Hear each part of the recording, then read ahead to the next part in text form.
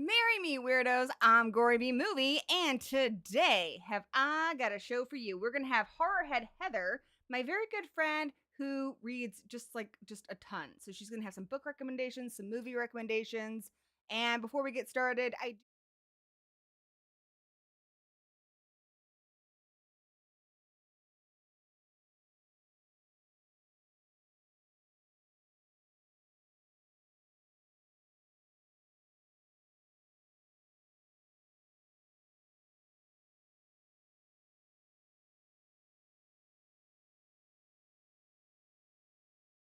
So without further ado, let's bring on my guest today, Heather. Hello. Hey. Hello. I'm gonna open. I'm just double check. Can you hear me okay? And everything's I live? can. I hope I so. can hear you. Good. Now double check. It's because sometimes you never know. You never know. Okay, we are indeed live. Good. Now I feel a little silly for looking, but not that silly. Anyway, Heather, introduce yourself. I mean, I kind of introduced you, but there's so many more. There's multitudes to you. Like, what is on your shirt today? Today, it's not the OG, but it is the anniversary of the Nightmare on Elm Street from Is it the 1984. Today was Dream Warriors? this one's Dream Warriors. I didn't have the Gonna OG, dream so no more. yeah, I was like, oh, I'm not trying to flash people, but yeah, there's my shirt. It's a beautiful shirt. Yeah, I have read a book because read a book.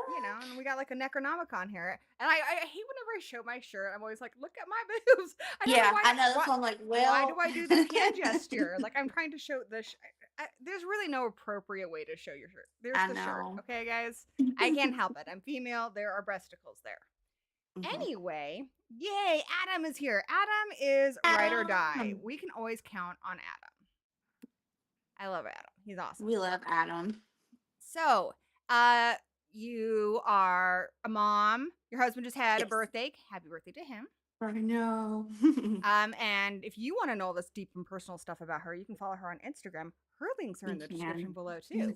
But you are also pretty regular on Goodreads. Yes. And you co-host a book club. So tell us about your book club. I try, yes. So Brandon, the Beldam, he reached out to me and was like, hey, do you want to start a book club? And I said, yes, friend, I do. So we did. I love It's very sporadic. We are the Weirdos Book Club. It's very difficult since he's in Cali, I'm in Nashville, Tennessee. We're 2 hours apart, our work schedules. We try to do it once a month. We focus mainly on horror and thriller books. So I feel like we've had some pretty good ones. And we've had some clubs are kind of like cousins. Yes. Strange Unusual Book Club. I don't know. We're kind of like book club cousins. Yeah. I feel like we've both read The Exorcist or are going to read The Exorcist. We read it for our book club. And we just read it for October. The podcast because we've moved into from live streams to doing a podcast. We're going to Mhm. record the podcast on Thursday. Have you heard our podcast? Yes, I did. Dude, you Not the can newest one, but I have listen to it heard on both Audible. along ones. Yes. It's crazy. I had my Alexa play it today. It was awesome. So that's pretty cool. But yeah, you guys do your live streams once a month, and you've done some really good books. I think my favorite, because I try to keep up with your guys's too. My Mhm. favorite I've read so far for your book club was Black Sheep. Yes. That was fun I by like Rachel that one Harrison. too. Yeah, Brandon, was not as big of a fan of it as I was. That one is pretty close to my favorite Rachel Harrison Oh yeah. books. Hmm. The newest one that she wrote that just came out this year called Play Nice, I don't know. That one didn't hit with me. So I want to read more Rachel Harrison. I read for your book club Black Sheep, and that's where I was like, oh, this was so creative and so fun. If you Hmm. guys haven't read Black Sheep, in a nutshell, this girl Vespa, I think my favorite. I rarely remember quotes from books, but this part I just love. She's a waitress, Yes. and she's really good looking, and she's also the daughter of a famous scream queen. But she's kind of a dick to people, and one of her coworkers finally tells her, "You're not pretty enough to be that mean, and you're really Yes. pretty." I was like, "That is the best line ever." Damn. I loved it so much. But yeah, she kind of grew up in a cult, and they seem Hmm. overly. They seem kind of like German Baptisty, like they're very conservative and very cute, and you're like, "Oh, it's one of those kind of cults." No, you find out it's a Right. satanic cult, and then there's a whole lot of more surprises, but it was a lot of fun. It was fun. Yeah, she does really well. The first book I think she wrote was The Return. That had kind of a zombie. Oh, there's Brandon. Hi, Hello, book Brandon. bestie. The Return. That one had more of a zombie theme. What's that one about? Um, it's kind of like a Wendigo type situation. Okay. It is where there's a group of girls. Rachel Harrison writes really good female relationships that are very platonic. And you don't see that a lot. I appreciate it because I'm not a big romance person. So anything that has friendship in it, I do tend to gravitate towards. But it's a group of five girls, and one of them went missing. And then a year later, she just shows up and she's not right. Very Pet Cemetery type esque. That one was pretty good. That sounds good. I know that one won an award for like debut author. Also, I want to say thank you, Brandon, for the super chat. Thank Brandon, love you. you. We do love him. He says, "Love you both." XOXO. Her How did werewolf one, when did such sharp kisses teeth, become X's great. anyway? Like, what's up with that? I I've always don't wondered know. that. I always get them backwards, which Like is a hug hugs, and I which is kind a of get the kiss. O's because the hug goes, but like, Hmm. I don't know. I don't get the X's. So I'm just throwing that out there, just random stuff. I was just, sometimes you think about stuff like, what's the word fork? That's just my day. Anyway, I did read Bad Dolls by her. That was a short story collection by Okay. her. That I was have not kind read of that fun.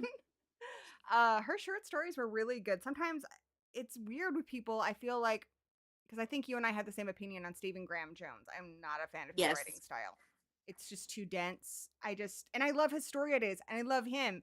I want to be his biggest fan. I just can't get into his writing style, but his short stories are really good. Hmm. So that's I read After All the People Lights Go Out, but Rachel Harrison, I'm really impressed. I've read one novel of hers, and I read Bad Dolls, the short story collection. That was really fun. There's a really fun bachelorette party one in there that just, if Aw, you want to read something about kind of a little toxic female friendships that have kind of carried, the people like you were friends in high school with that you don't have anything in right. common with, it's the perfect story. It's so good. Like she's going along with all this stuff. You know how like at bachelorette parties they just do a lot of ridiculous stuff. Like they all have like the Hmm. sashes that say like skank or whatever on them, and she's just not into this stuff. And one of their friends is really kind of nasty to her, and she's just not into it. And finally, they ask her to do something that's just a little too freaking much. So, yeah, I totally get that. I will say when I got married, I think I was pretty chill, but I guess we'd have to have people who were in my wedding party. We had a sweatshop. I remember that like the night before.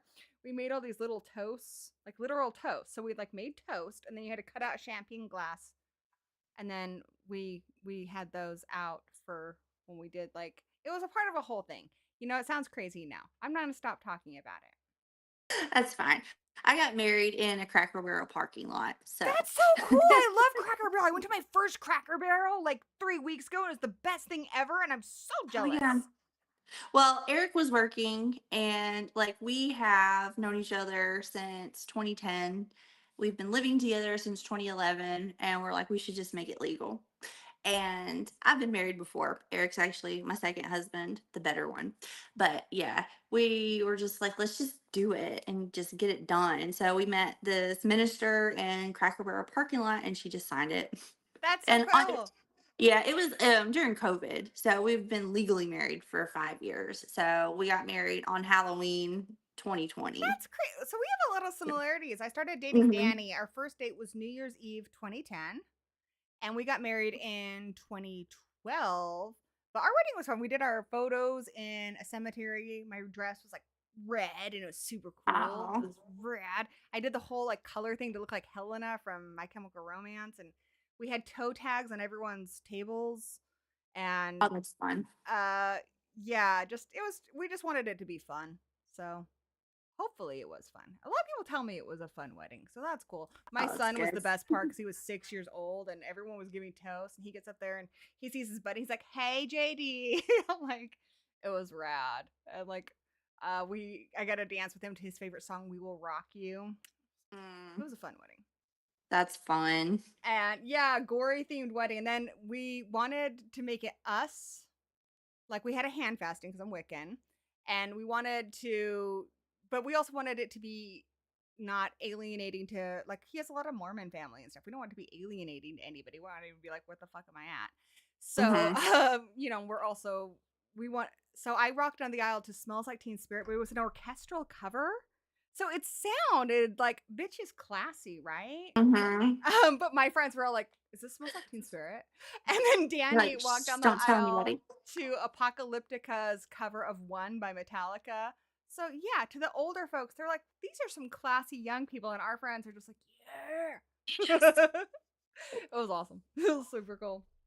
Eric's mom's side is Mormon. He's from Nevada. So he's You been living here in understand? Tennessee. Yeah, he understands. Yeah, he's been living here in Tennessee since 2002. So, Cool. Yeah, Danny has a lot of Mormon family, and I had a lot of Mormon family.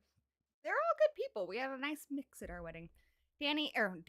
Brandon says, when I get married, I want all my besties there, even as if it's over video. Yeah, like, okay. they'll have like little video laptops of like you and me and like just sitting on a chair. Like, no, that's their seat. Okay. Deal with that. So you said you didn't like Rachel Harrison's new book, Play Nice, much. I didn't. I was I think kind of what I excited for it, expect but I think what I expected it to be was something different than what it was. It was the ending. I was like, huh, the characters I loved. I loved the main character because it was her and she two writes other great sisters. characters. It was giving very like charmed Hallowell sister vibes. And it was Ah, just so funny how she wrote their personalities of their birth order, being like the oldest is the responsible one, and like the middle child that doesn't really deal with conflict. And then there's the youngest one, which is the main protagonist. And she didn't give a fuck about anything. She was great. She was so sassy. But yeah, the ending just fell apart for me. it's a I don't bummer. know. I just read a book where the ending, I was like, wait, what the fuck? So, I mean, you guys watch the show. You guys have been here before. There's no newcomers that I can see. That there's always those lurkers. Mhm. But I would say it's safe to say I'm not that conservative, right? Yeah, Pretty open-minded I don't get gal. that vibe. Yeah. No. So I read a book where I was like, oh my goodness. And I was You like, clutched I'm your pearls. too conservative for this book. And it wasn't even marketed. And I've read some babe, I've read Bride. Mhm. I know what nodding is now. Yeah. It I was knew what a nodding was before Bride. I was like, it "Oh, was a that was naughty pretty book. tame." Dun dun dun. It's gross, guys. Look it up. Anyway, I need to read Mate. Have you read Mate? I have not read Mate yet. It's on my I bet list. there's nodding in it. I bet there is. Most werewolf books like that, it's very common. Are you pro nodding or no nodding?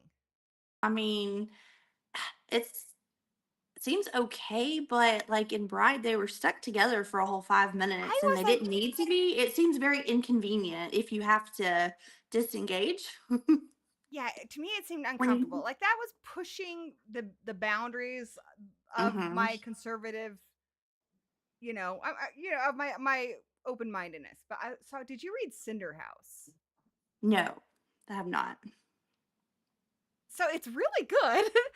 It's short. I read it for the short book challenge for Goodreads, hmm and it's really interesting. I like fairy tale retellings. It's a fairy tale retelling of Cinderella, and I did like that the author was kind of inspired by when she got COVID. So essentially, Cinderella in this, she is killed. Her dad is poisoned, and she dies not too long afterwards. She falls down the stairs, and she's a ghost, and she haunts the house, and the house is her. So if she's upset, like the taps will all pour, and if you want to hurt her, you can like run something down the walls, and it will give her physical pain. She Ooh. is the house.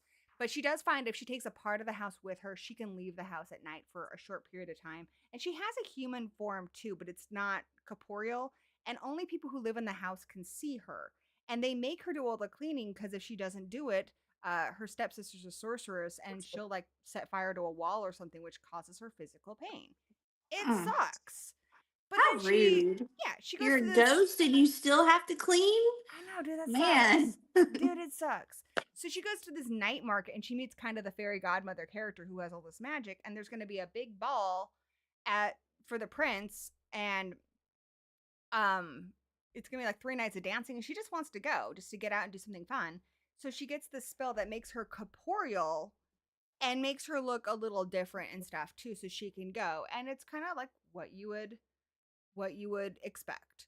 So she meets the prince, he is taken with her, they get along, and you're like, okay. I mean, earlier in the book it mentioned that she did like a girl too, so I thought that was cool that we have like a cool bi character. Loving that.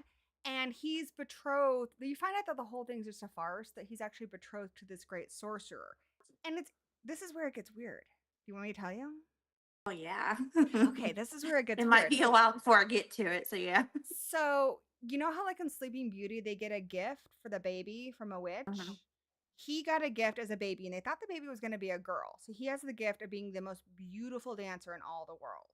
And so when he was little, people would love to watch him dance. But unfortunately, when he came of age, it had a negative effect. And anybody, regardless of what your sexual orientation was, would attack him sexually. Mm. So he learned really quickly how to defend himself, and he killed numerous people who tried to R word him, Mm. right? It's messed up. So he doesn't dance in front of anybody anymore because he can't. And even at this big ball thing, they have to put like braces on his legs. So he's not really dancing. He's just kind of going back and forth. And that's why they want him to marry this sorceress, because they think maybe she'd be able to help him. Anyway, so Cinder or Ella, because she's a ghost, she's not affected by the curse and she can watch him dance. And you're like, okay, this is cool. I can see where this is going. All right, this is interesting. Like, I don't want to spoil the ending for you, but it was so Yeah. fucked up. So Oh. I won't spoil it, but uh it got weird, dude. It got weird. So Okay. it involves the dancing, and there's basically it's like I was happy for them, but I wouldn't want that. Mm. Okay, let's Is it put a it. one-off book, It's like a a one-off standalone? book. Yeah. Okay. Basically, there's kind of like a thruple situation. And I'm not Okay. used to that. It was a little weird. Hmm. So, like him and his betrothed and Cinder all together, and she's a ghost, and they're all just, I don't know, dude. But you read a lot of books. Do you read books like that? I do palette cleansers. So last year, when I really got into reading, I was reading a lot of shorter books, which is why I read like 200 and something books because they were around 200-ish pages. I got a Kindle, and a Mm. lot of the books on Kindle are like short mystery thrillers or like cozy mysteries. And then I had the audiobook with it. So I was, listening to a book a day because they were about 3 to 4 hours in the audiobook. But I've been reading a lot of longer books this year. Like I read It. in August. Did I you like really it? wanted. I love that book. I gave that one Really? 5 stars. It was It's so so good. long. It's one of the Stephen King ones. I mean, I've read The Stand multiple times. I love The Stand. I've never read it, but I've also like just heard like there's so much like I think that's kind of my weird like when there's just weird, especially sex stuff with like kids. But it was good. Is your what you're saying? It's good. At the very end. It's on page like 1090 or something like that. It's really towards the end and it's like 5 pages, so you could skip that. Um, yeah, it was pretty Stephen King, I'm like, gross. sweetie, what were you thinking? Like, same thing. I just read The Long Walk. I'm like, why, dude? Like, I like Joe Hill because I feel like he's as talented as his dad, but he doesn't do the weird sex stuff. Like, I'm not saying Hmm. there shouldn't be sex in it. I read lots of books with sex and nodding, but he makes like every character just like a mega horn dog to the point where I'm like, I don't know if that's like how people are, or if they are, Yeah. I don't know. I'm not like that. Is his more recent books like that? Because I've read a lot of his backlist things, and that's when he was like heyday cocaine era. I mean, Yeah. you don't write killer clowns coming out of the sewer by drinking chamomile tea. Maybe It's it was the true. drugs. It could be. I mean, he doesn't even remember writing Cujo, and I think that's brilliant. I guess he wrote The Yeah. Running Man in a week. Like it's insane. Mm. Honestly, I Yeah. don't think I read a lot of his recent. No, I did. I did. I read You Like It Darker, which is a short. And you know what? You're right. It didn't have any of that. Didn't have it. I Dude wonder was if on that affected cocaine. him. Dude was on cocaine. I'm gonna blame the I'm drugs blaming because the he seems drugs. like such a good guy that now, yeah, some of his older stuff. Because I know Brandon and I were kind of starting at the beginning, and we read Carrie, we've read I love Salem's Carrie. Lot, um, we've read The Shining. I've read a lot of his older things, and I'm like, man, this language and some of the way he writes his female characters. I don't know. Me and Stephen Graham Jones, and Stephen King, we are very hit and miss. You know what I think it is with Stephen King and his early stuff, that stuff? I feel like he was trying to set himself apart from the popular authors of his day, which if you look at like Dean Koontz, and I do, Dean Koontz is hit and miss for me. When he's good, he's really good. But one complaint I have with Dean Koontz is everybody is super beautiful. And that was kind of with that mass market paperback era of the 80s. If you Mhm. read a lot of books from that time, that is pretty common. Everyone's very good looking. Everyone, it's almost like a CW show.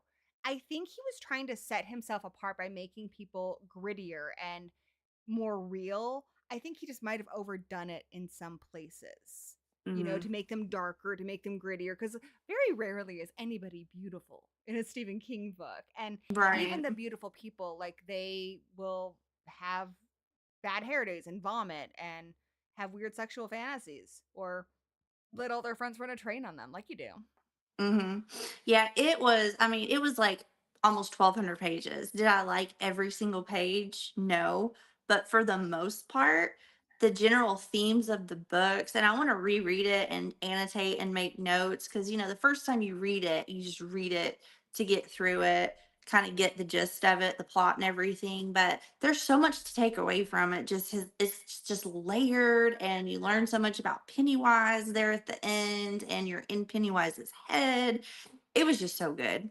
I I love have to that. read I it. love Doctor Sleep. That one was, 2011, I Oh, think, is when that one came out. It yeah. didn't have a lot of weird sex stuff in We there. read Fairy Tale for our book club. That wasn't that long Okay, ago. I haven't read that one. That one, oh my gosh, if you're a dog lover, just like a lot of it takes a while before anything like supernatural really happens. But Mhm. you get so invested in this kid and this dog, and oh my gosh, basically, this guy has this like cantankerous neighbor who has a very old dog, but yeah, the boy like starts helping him take care of the dog, and he gets to learn. I mean, you read Fairy Tale? Mm-mm. But yeah, this guy has like a staircase that goes to another world in his backyard. So it's super rad. So it's That's really neat. cool. I really liked it a lot. I'm going to check in with the chat. What's the most horrific aspect of marriage? I mean, I Horrific think that's aspects. individual. I'm trying to Yeah. think of what's the most horrific aspect of my marriage. I know. That's what I'm like. Ooh. My husband's pretty rad, guys. I'm not gonna No, I was like, lie. mine's really chill. I mean, okay, this is the most horrific aspect of my marriage. When I can't find a damn bra, which I don't really wear bras unless I'm doing like a stream for y'all or I'm going out or something. But when I need a bra, I want to find a bra. And when I can't find one cuz my husband has them all in his drawer, that annoys me. You know? Mm. You know. So, he My takes my husband's like makeup without asking, things like that. mine is like a bull in a china shop. He walks really loud and he doesn't put things up where they go. And so I'm very type A with certain things. Mhm. Organization is one of them. I was like, just put it in the bin. It's right there. The laundry basket is right there. Why is it on the floor? I too have to my house, but mostly with my son, who's now 21. I always want to say like he's a teenager, but he's not. He's 21. So, my mommy, thank you, mommy. She said I looked great at my wedding. Looked awesome in my red dress. Thank you. I bet she did. Did you say May? I did. May is the sequel to Bride. I really want to read Mhm. that. We should have. You know what we should do? We should do like a crossover I was event. gonna say, are we thinking crossover? I'm thinking. I mean, because Kayla didn't read that Bride, but we should do like a crossover and have you guys like on our podcast or something, and then like we could That be would on be your fun. stream. I don't Hmm. know. I'm just I throwing was like, stuff I don't out think there. Brandon's read Bride, but Yeah, we need to make them read Bride, like our other book club halves. mhm. That would be a good like February for Valentine's Day ish, very blood and Flame Flower Fluff Salisbury from. oh, brother Fluff, Oh, you know who hello. that is? I know, yes, our Oh, friend from good. Florida. Oh, wow.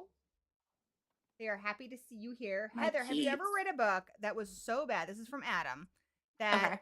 it was the equivalent to a digital disimpaction? I don't know what that is, Adam.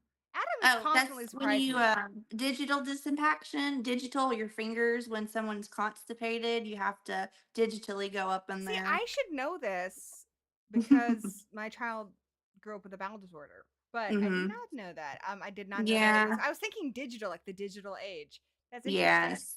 The Um, only one I can think of off the top of my head was for another book club. We read this book called Wait, Sublimation. you were in another book club? You're like a book club.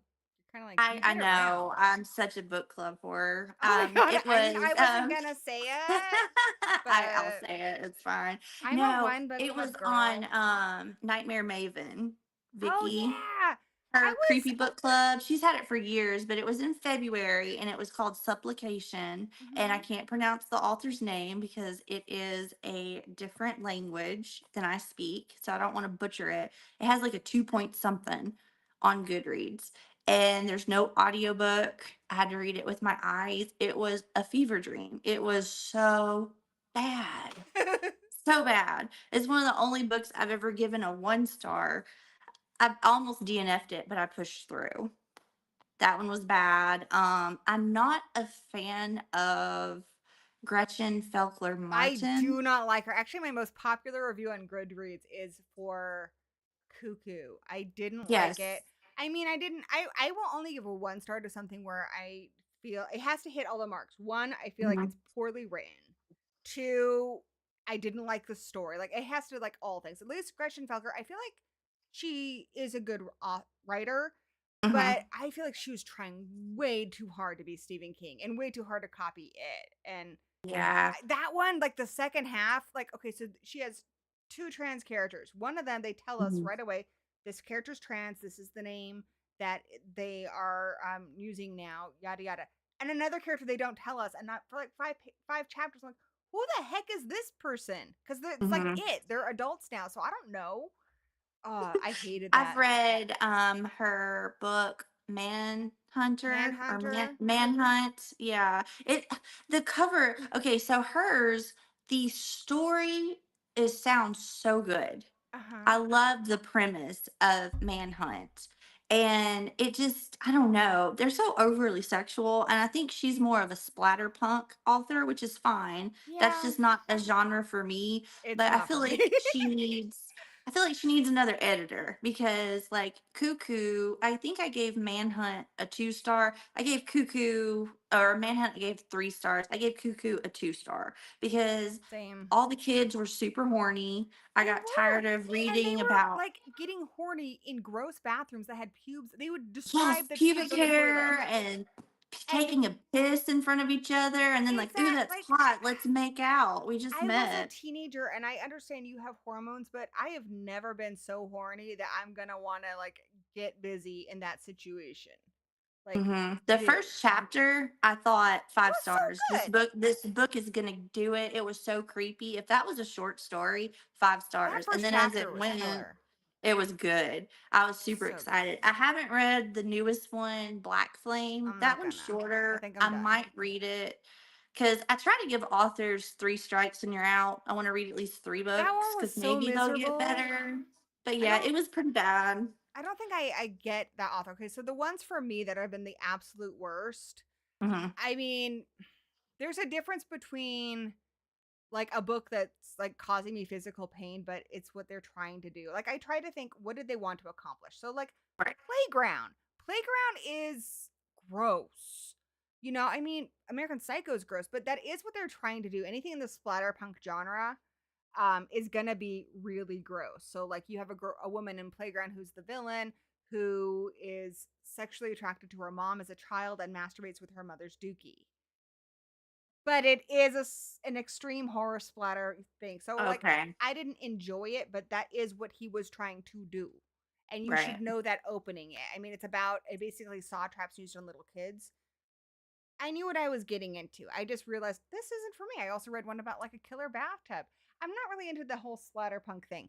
However, I will say one, and it drives me crazy because everybody loves him, and I'm like, am I taking crazy pills? Eric LaRocca. I do not feel like this person has graduated high school. Like I haven't read anything from his him. writing is abysmal, and I hate to say that because I wanted to like it. Everybody else likes it. He tries too hard to be overly flowery, and I get the impression that he'll like write something. He's like, "Oh, that sounds fancy," but then you're like, "That didn't even make sense." And I read At Dark, I Become Loathsome, and it's so edgelordy. Like Mhm. it's just like I don't know. I just can't. I can't with him. But a lot of people do love him. So again, it's one of those Yeah. situations where I'm have to be like, don't take my word for it. His books are really short. Read them for yourself. He's got some short stories I've actually kind of liked. But At Dark, I Become Loathsome. It was abysmal. And the worst part is it's like a pet peeve I have with some authors. He will have these really strange metaphors, and I can't think of any off the top of my head because I read it like a year ago. But you know, like when somebody says like it was gnawing at my head like a squirrel at a nut, something weird like that, you know? Mhm. And then they repeat it like twice more in the novel. You're like, okay, that's weird. Why'd you do That, that? It was weird the first that time. reminds me of R.L. Stein in Goosebump books. I was like, I want to go through his books and tally up how many times a character falls on their knees and elbows. Specifically, how do you fall on your knees and elbows? And something about, like, something was so sweet, their teeth fell out. There's teeth falling out in multiple books and falling on knees and elbows. Yeah, so it's weird. So it sticks in your brain. And yeah, Mhm. Eric LaRocca, he does it like multiple more than one of them he would do multiple times. And then the other thing, again, I want to like him because I do try to read books by people of color, people of different, you know, because I feel like if I want to have different stories, I need to read books by people who are different than me. And Mhm. he's LGBT, which is awesome, and I try to support that. But then the character has a kid, like the character's gay, but then he doesn't, I don't know, he's very unsupportive of his own son who wears like a dress and stuff, and the book paints it like a weird thing. So I was like, how are you like being anti LGBT in your LGBT book? I don't know. It was a while ago, so you'll have to read my review on Goodreads, but he's one where I was just like, nope, never again. I'm also, I know Brandon really loves What's His Butt, who wrote The Wolf Comes Home and Yes, Nat Nestling. Cassidy. He loves this guy. So I read Rest Stop and I thought that was the dumbest crap I ever read. I think I gave that 1 star. I Okay, thought it was Rest so Stop, stupid. I hated. I hated it. Mary, Mary was great. When the Wolf Comes Home was great. Rest Stop was It just was so it was a stupid. And the it ending, started out good, but then when all the animals started coming through the ceiling, I was like, "What are we doing?" that was weird. And like there were parts of it I kind of thought I knew where it was going. So guys, just to fill you in, I feel like I'm leaving you out here. I always picture like live streams like it's a living room and there's other people here and you and I are the only Yeah. ones talking. But rest stop, Sorry. this bloke, he is, I mean, he's at a rest stop. He's at like a, it's kind of like a 7-Eleven type place, you know, where Mhm. there's like It's a groceries and stuff. convenience store Yeah, type it basically thing. is more that than like a rest stop. But he realizes that there's a killer there, so he locks himself in the bathroom. And he, I mean, seriously, this is written for adults. He wrote it like a Goosebumps book. Every chapter ends with a, and then the Cliffhanger. lights went out. But, and then it would make me so mad because then the next chapter would be, oh, I accidentally hit the light switch. I'm like, I fuck couldn't you. find the light switch. Yeah. Fuck you. I hate that bullshit. I hate it. And then the ending was just completely ridiculous. It was inane. It was like the dumbest crap I've ever read. But I know Brandon loves him so much. I trust Brandon and I trust Yes. you. But oh, I had such a bad experience with that. I think that was a bad first I'm book of so his. sad you had such a bad experience with that because I read that one too. I read Mary, which is fantastic. That's And it's like Carrie, Elizabeth. but in reverse. It's Okay, Carrie, it but in is. reverse. Mary. It's Carrie, but in reverse. So instead of a female getting her menstrual cycle and starting her period, it's an older lady, which I don't think is done a lot, and I love it. She's going through menopause. Mhm. And so it's her hallucinating and going to sleep, and she's having dreams about people dying. And then the next day, they're really dead. She's like, shit, am I killing people in my sleep? He wrote it for kind of like Grady Hendrix. He wrote it for his mom and grandmother. And I that one love was Grady so Hendrix. good. And When the Wolf Comes Home was great. I'd want to read What's that about? Nestlings, but When the Wolf Comes Home, Mhm. I actually voted for that in the horror category for Goodreads Choice Awards. It is I voted for Grady about. Hendrix. Did you? I Yes. know. I was I torn. I was loved like, it. I oh, I love loved both of Witchcraft for Wayward them. Girls. It was so I good. gave both of those 5 stars, Yeah. but I went with Nat Cassidy. It is about this girl, and she works at a diner, and it's like third shift overnight, and she's just like, oh, I hate this place. This person experiencing homelessness comes in. He goes to the bathroom. He's like shaking, like he's in withdrawal. And the other waitress looks in and she's like, man, he puked everywhere. So they're like, all right, tells the main character, I think her name's Cassie. She's like, if you go in there and clean it up, you can go home. And she's like, hell yeah. So she goes in there, she's cleaning it up. There's a needle. She gets her finger pricked. And so, of course, she's Oh, freaking out. She's no. driving home. She's Googling, like, going to an urgent care. She gets to her Reminds me of apartment like complex. weapons. That happens in weapons. Hmm. She gets to her apartment complex, and there's this shenanigans going on outside. There's this little boy, and he's being chased by a werewolf. So the rest of the book, you're following her getting this 5-year-old kid, trying to get him away from this werewolf. It sounds good. It's I'm really gonna get, good. which one's better, that one or Mary? I like When the Wolf Comes Home better. I'll probably do that and give it another chance. It's It, more straightforward, mm-hmm. and Mary is very layered. It's one of those that you'll read it and then you'll think about it, and when you go back and reread it, you'll probably get something else out of it. That's cool. When the Wolf Comes Home, like it just takes a couple of turns that I didn't see coming, and I thought was really cool. Brandon wants to read House of Leaves just to see how Oh bizarre it God, is. I It got to House of prepare Leaves is myself really before I hard read to. that. I've had it on the show for forever and I've not read it. Also, something interesting about House of Leaves is the author is the brother of Poe. Do you know that singer? She was popular in the 90s and Oh, the I've early heard of 2000s. But her album Haunted is actually the soundtrack for House of Leaves. that. Oh, So you okay. can listen to it as you're reading the book and it will give you a little bit more ambiance and it's a really great album. So, I mean, bonus, which Mm-hmm. is just super cool. Uh, but if you want a modern take, because House of Leaves, you got to buy the physical book. There's not Yes. an audiobook. There's not, and I don't know if there can be because like different pages I mean, I guess I could grab it, but I'm not going to. Like the writing will go like in like a maze. It's crazy. But I have been told that the modern equivalent of House of Leaves is We Used to Live You Here. used to live here.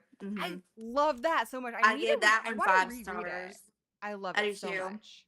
I think that's one of the That, scariest books I've ever read, if that not the Morse code, scariest. the Morse code, it made me jump because I was not prepared for it. I was listening to the audiobook, reading along, and I was like, what is this dots at the bottom? And then it just beep, beep, beep, beep in my ear, and I'm like, shit.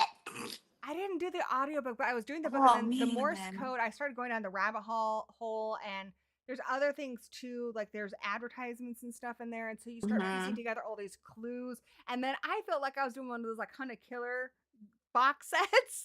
Like I was like putting together all the clues and looking at what people got online, and the author says people still haven't gotten all of the things he put in there, which is That's really cool.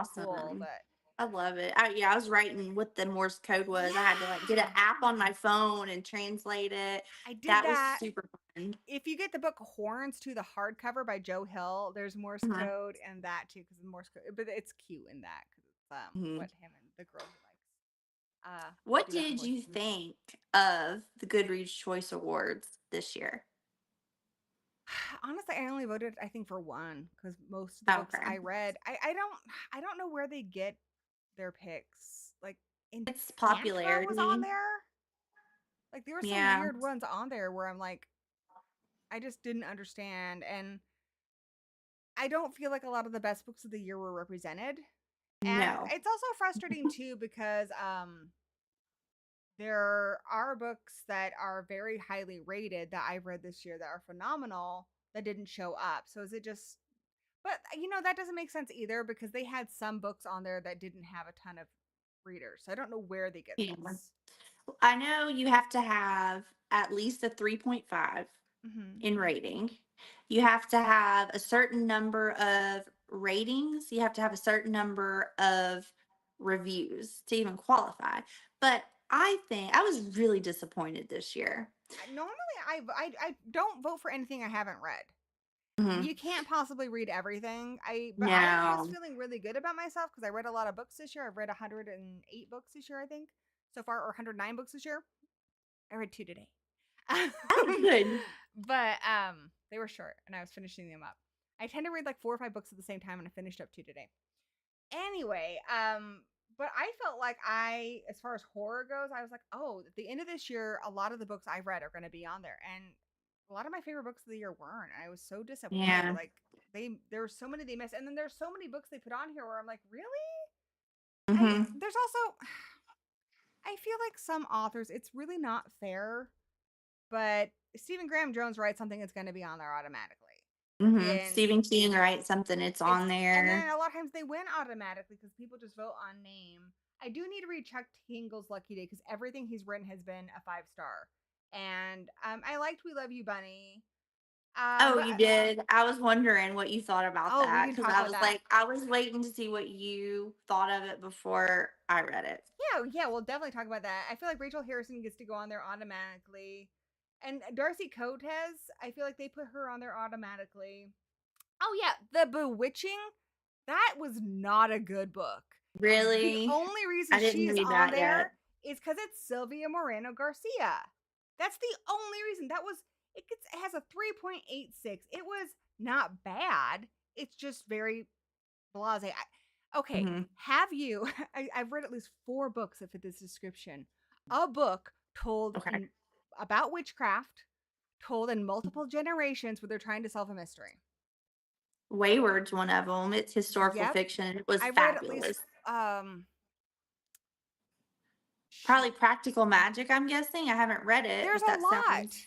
And that's what this was. There's a thing in the past, and it was like I've read this book 1,000 times already. There was nothing unique in it.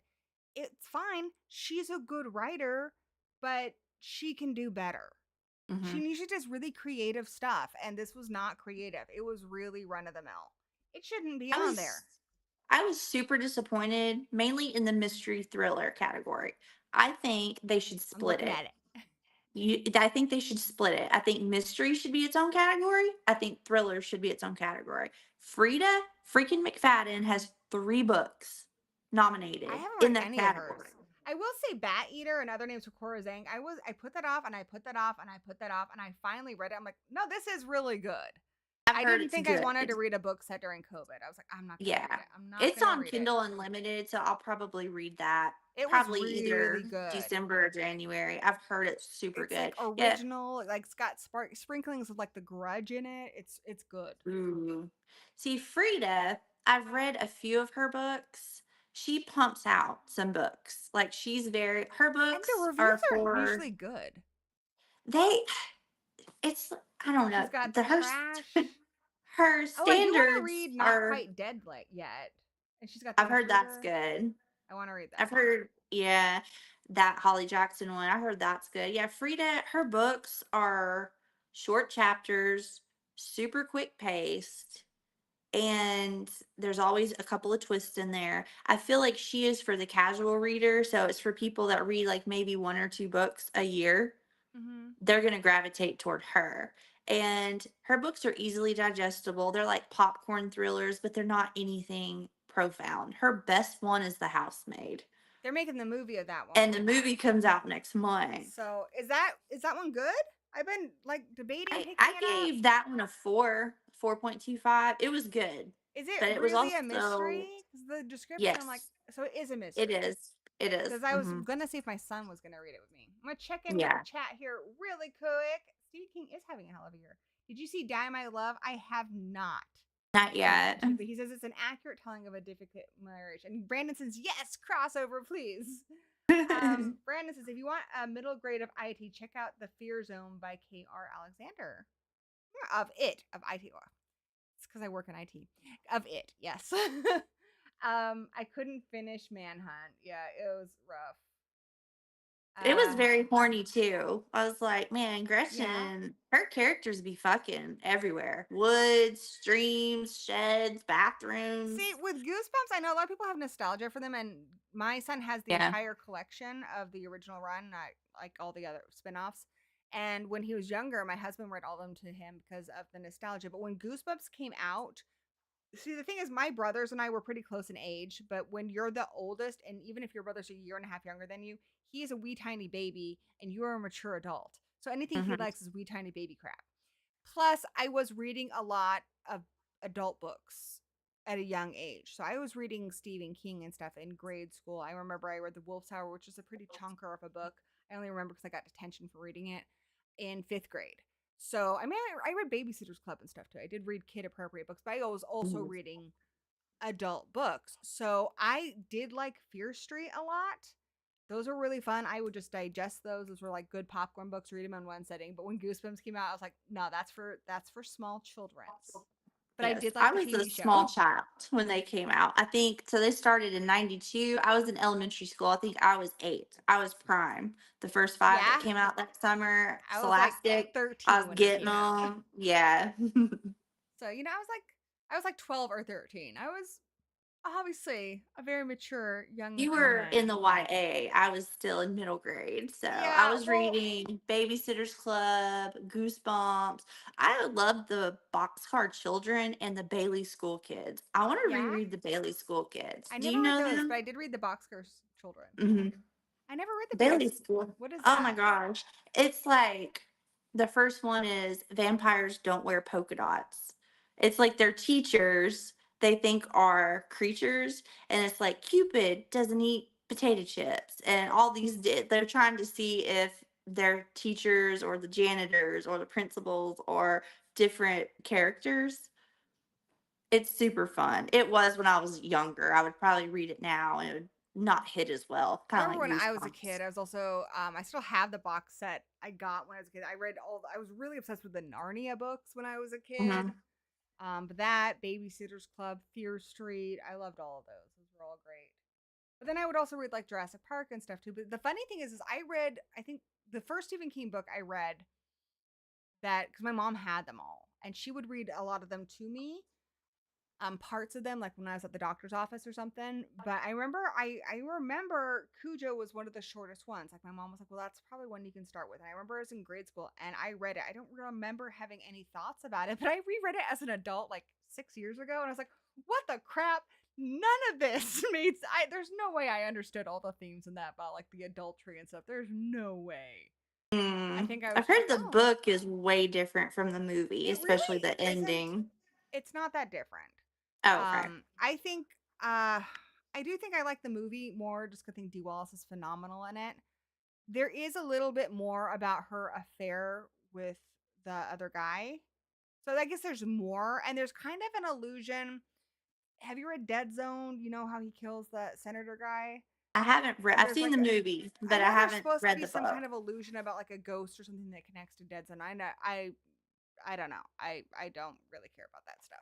But at the end of it, the biggest difference is that Tad dies, That's what I and he thought. doesn't die in the movie. And I think the ending of the book is really abrupt. I mean, it tells you a little bit more because she was bitten by the dog. She has to go through rabies treatments, and the dog had to have its head cut off, and they sent it to like a university and stuff. But I think the ending of the movie is a lot better. To go through all of that and then have the kid die, that's brutal. Mm.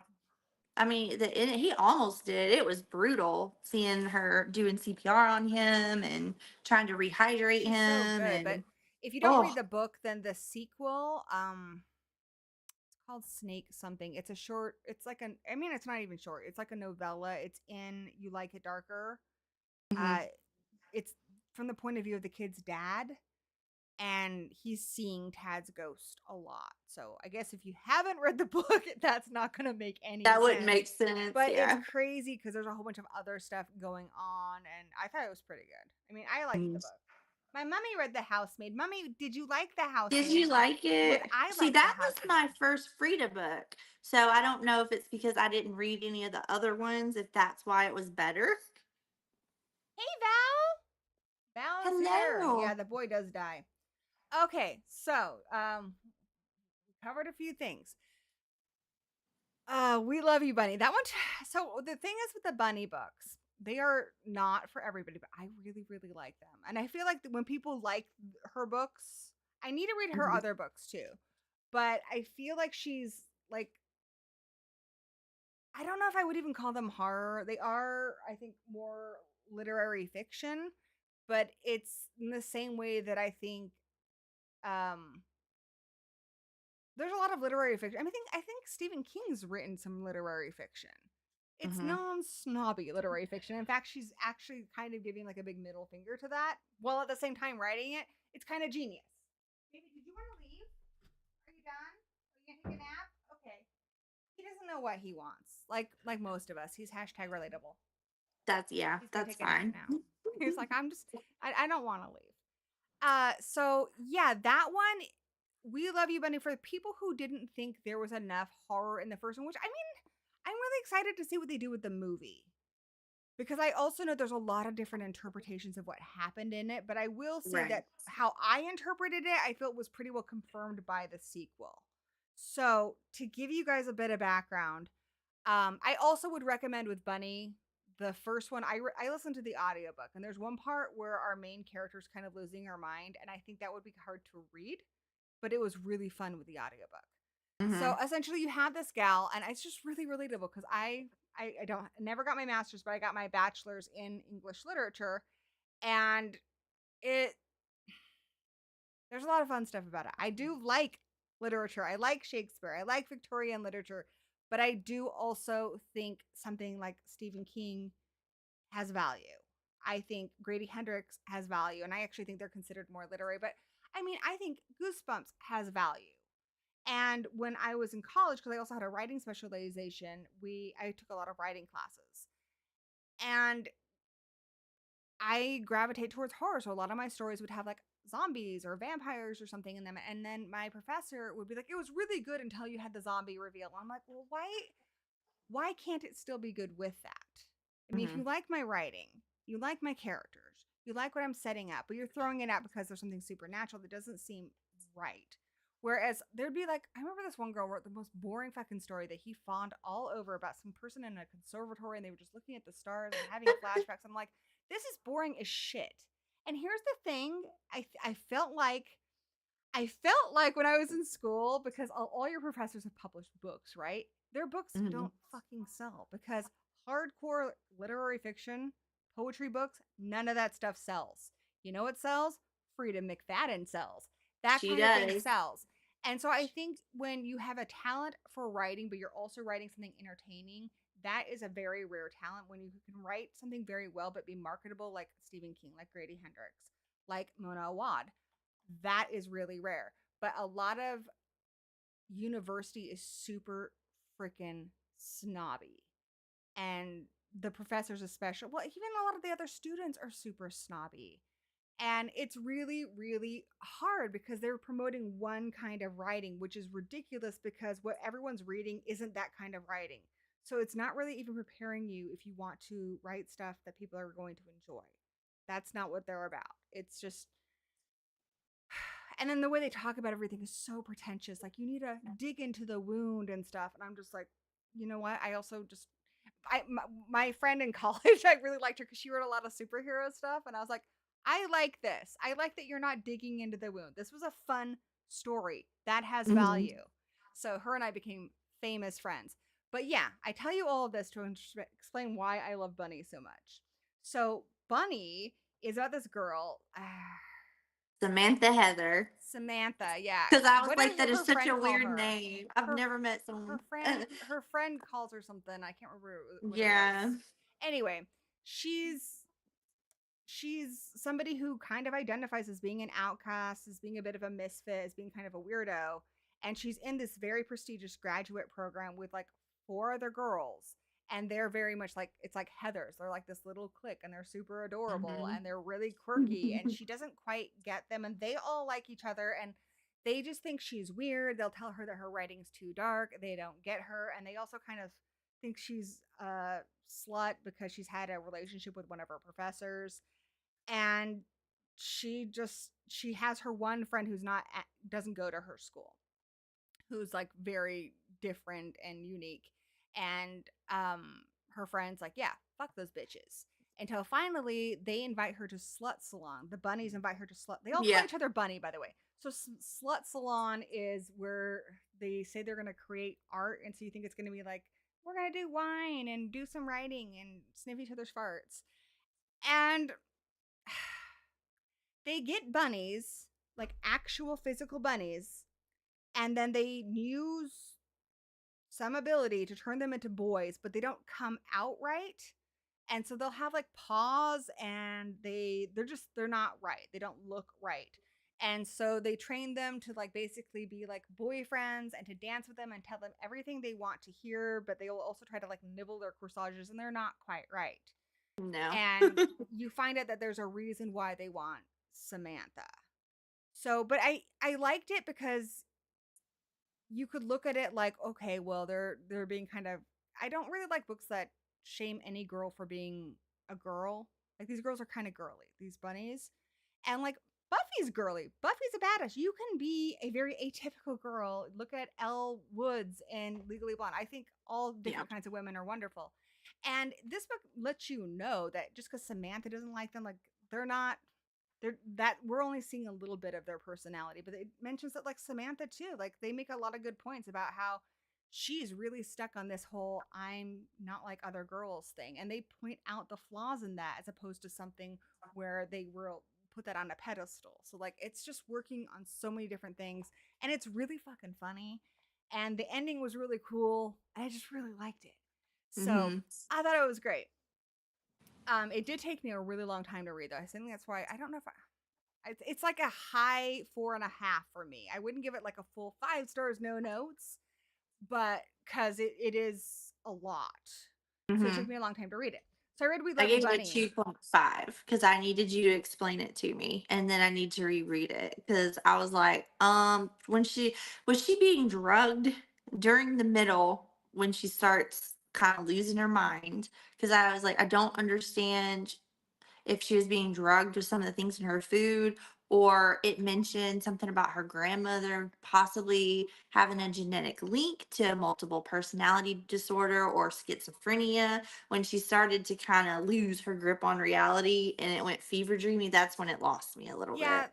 that part's a lot better in the audiobook. I can see because I looked at it in the book and I'm like, oh, I can see where this is off putting for people because they start speaking in bunny speak where it's like the board. Yeah. And that can get, but in the audiobook, they all have different voices, and the audiobook narrator's really good. So it's clear. But they are drugging her because they don't, it, I don't want to spoil anything for you, but basically, well, you read it. Sorry, guys, the Yeah. book's been out for a while. I'm going to spoil it. They want her ability. So as soon as they see her friend Ava, they realize she can create a perfect person. Ava is a creation. She was made from a swan. Samantha From a was really swan. Because it lonely. kept talking about her hair. Yeah. So she made her perfect. She is autonomous. She can think. She looks completely human. And the lead bunny, Duchess is super jealous because none of theirs turn out right. They're all flawed. And so they want her ability. They're not actually interested in her. I don't even think they really like her. I mean, I don't think they do. But it's kind of like that whole thing when you're in school where people get jealous of other people who have talent. So you can talk up a windstorm about poking the wound, and you can act all artsy fartsy, but at the end of the day, the results are on the page. You either got it or you don't. So you can say whatever you want, but Stephen King sells a lot of books, whether or not you think he's artsy enough for you. So yeah, they're jealous because Sam it's kind of like a metaphor for like creation. She made something really beautiful, and they want that. So they drug her, and they also have like some kind of abilities and stuff, and they get kind of hive mindy too, which I think also kind of is like some friendships where I know a lot of people who've either been married for a really long time or they've been friends with someone for a long time, and they always have the same opinion about everything. I try really hard to like I don't think my husband and I are like that. But then again, I don't. We have a lot of similar tastes in movies, but I think we always have. But I like people to disagree with me and have their own opinions. But I feel like that's part of it too, like how you get like these groups of friends where they all end up thinking the same thing. They're like mind Right. melded. And so I feel like it's how like college, university kind of even high school sucks the creativity out of people because it's trying to package you into one thing. Even high school, like you have you they're not concerned about if you're learning it and if you're digesting it and how you feel about it. It's can you pass the test. Oh my It's gosh, all a yes. package. It's inauthentic. And so yeah, it's one I want to reread. It's really really good. But yeah, that's why at the end they kill Ava, and they're jealous bitches is what they are, especially the Duchess. Like fuck her. So we love you, Bunny. This one you haven't read, right? I have not read it yet. Yeah. Okay. I do think this is going to be more accessible to people who, because Bunny really plays with a lot of metaphors and stuff. And there are parts of it where she does a lot of experimental writing, which it's really like, I feel like she did a really good job because she's kind of, I don't know, like the writing style is very experimental, which is a very literary fiction thing, but she's doing it talking about like bunnies and cupcakes and stuff. So I thought it was really funny. Because like she's doing this thing that would say you're taking yourself too seriously, but she's not taking herself seriously at all. Like Right. it was clever. So we love you, Bunny. The bunnies are pissed off because Samantha has taken her experience of college and she's written a book, and it's like a bestseller, and she's going around the country and signing books and giving talks, which of course pisses them off. How people get pissed off about somebody else's success, and the fact that she wrote about them and they don't feel like they were accurately portrayed, and it's not fair. So they have tied her up, and they're like, no, bitch, you're gonna sit down and you're gonna listen to our point of view. So each of the bunnies, so there's Creepy Doll, who I picture her as, what's her face, Mia Goth.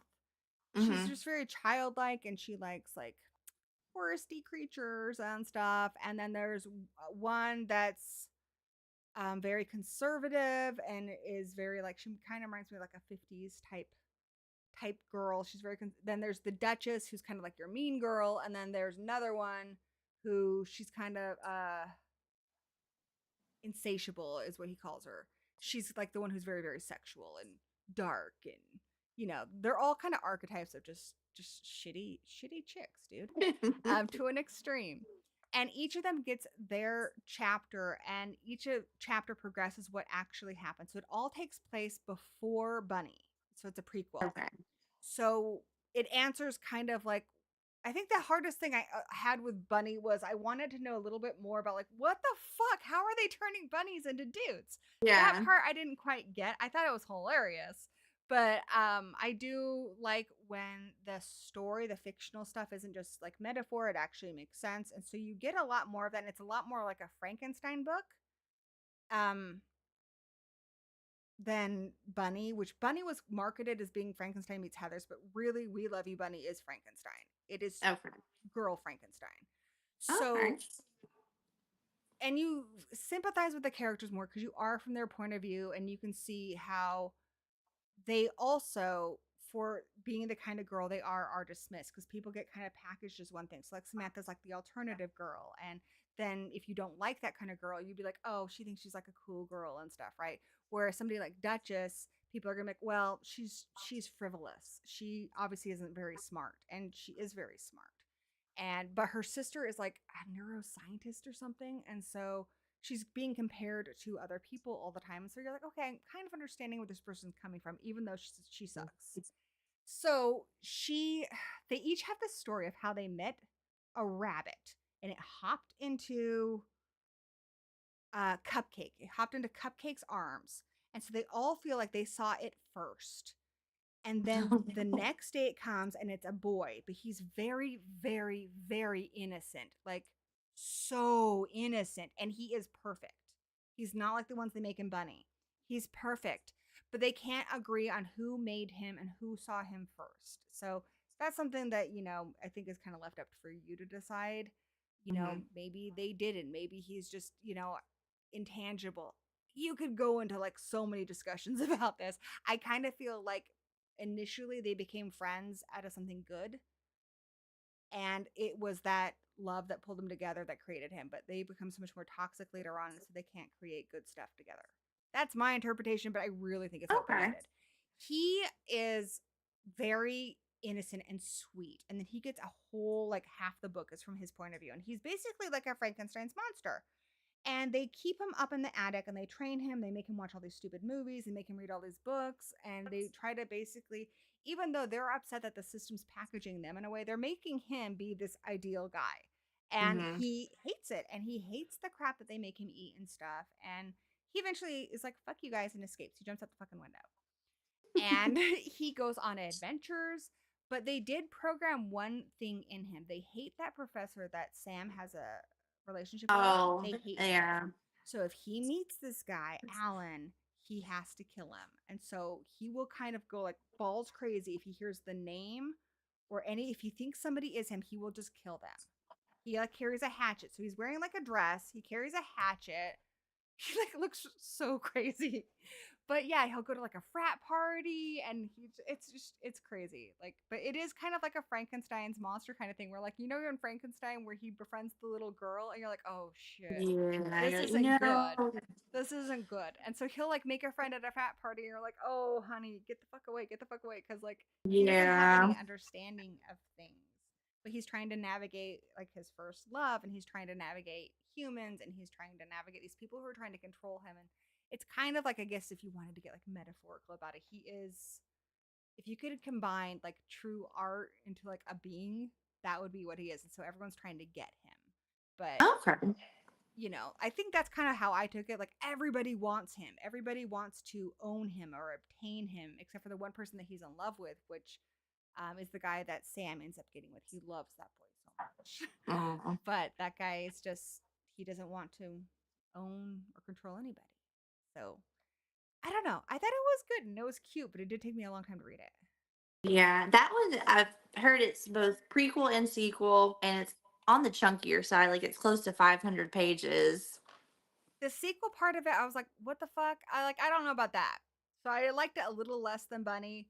Eventually they do turn it back to Sam and they're like, okay, you've been sitting here like all fucking day listening to us. Because they also Oh yeah, have 'cause she's been tied I up. don't know why I can't remember his name. The Frankenstein creature they create, he has diaries. And see, that's the other thing too. Eventually, he gets found by somebody else who wants him to write for them because they like his writing, and he doesn't want that. He doesn't want people to. I don't know. So he's writing his own journal on the back of the book. So if you turn the book around, he has his own journal, and so that's how they know everything that happened to him.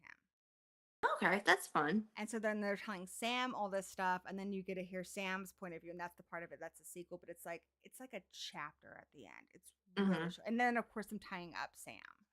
So I know they're making a movie. I haven't seen a lot of progress on it, but I really think that whoever makes it needs to read both books and maybe kind of combined them. Arius is his name.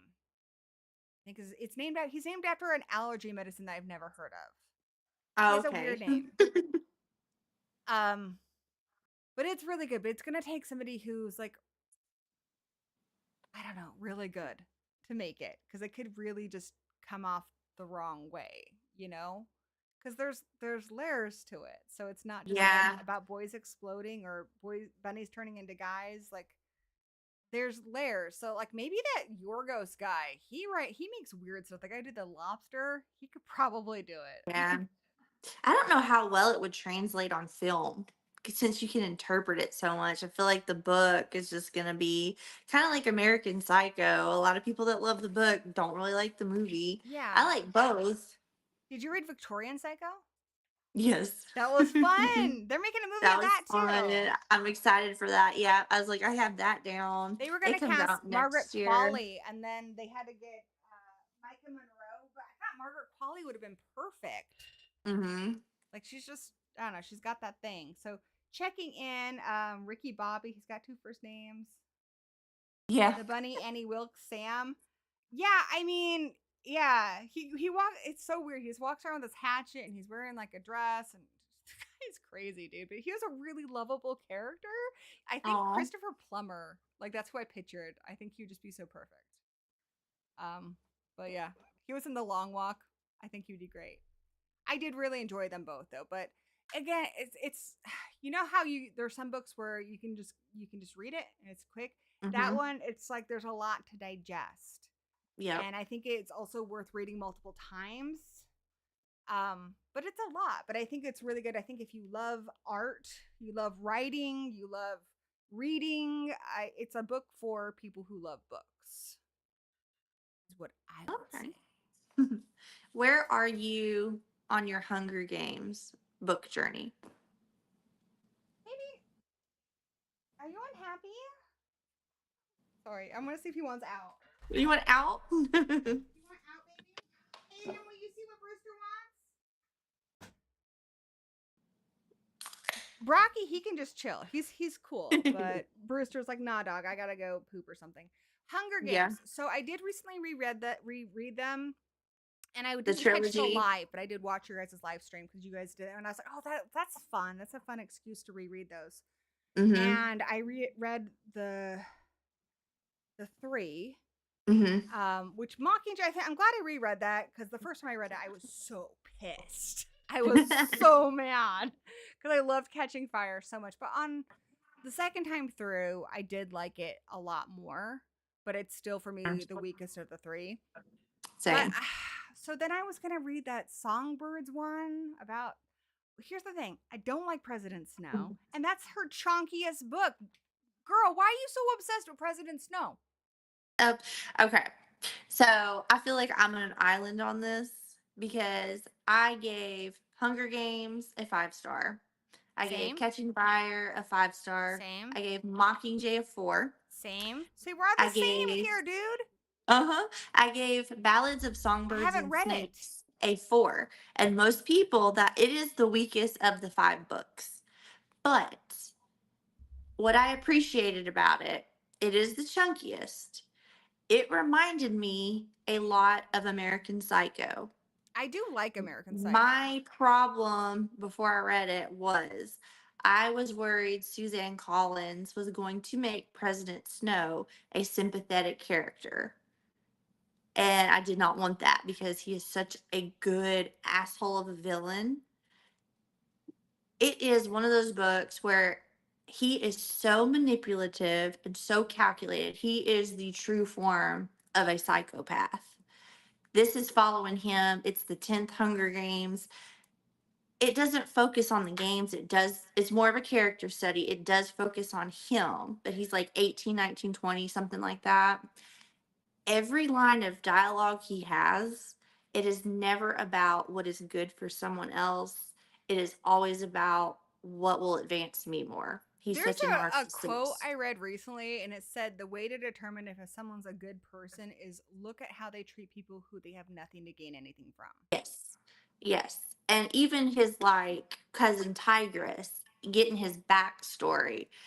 I Eric read all of them. He did not like it at all. He gave it like a 2 star. He hated it. He's like it was way too long. I do recommend the audiobook because there is a lot of music in it from Lucy Bard, but I liked I the enjoyed it. when I reread them, I listened to the audiobooks, and Tatiana Maisley, I think is her name.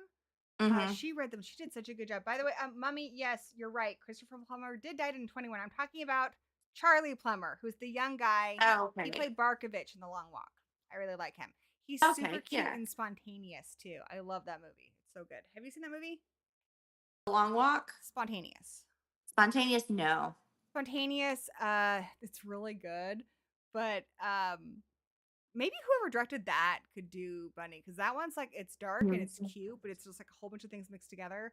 But these kids of a certain age will just spontaneously combust, like their head will explode. Oh, that's So on you could, Paramount Plus. I've yeah, seen you it could be in class advertised. and someone's head will just explode and they don't know Just why it's explode. happening. But Yeah. what's interesting is how it makes everybody behave, because a lot of people are acting like there could be no tomorrow because you don't know if it's going to happen to you. And then meanwhile, this girl who's been kind of closed off from people starts to fall in love with this guy, even though they know either one of them could die. So it was Mhm. really good.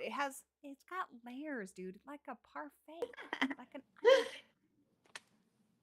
Yeah, I'm a defender of songbirds. Sunrise on the I Reaping, know I five. said Christopher Mummy. I meant Charlie. Okay. Charlie. This is what happens when your mom watches your live streams.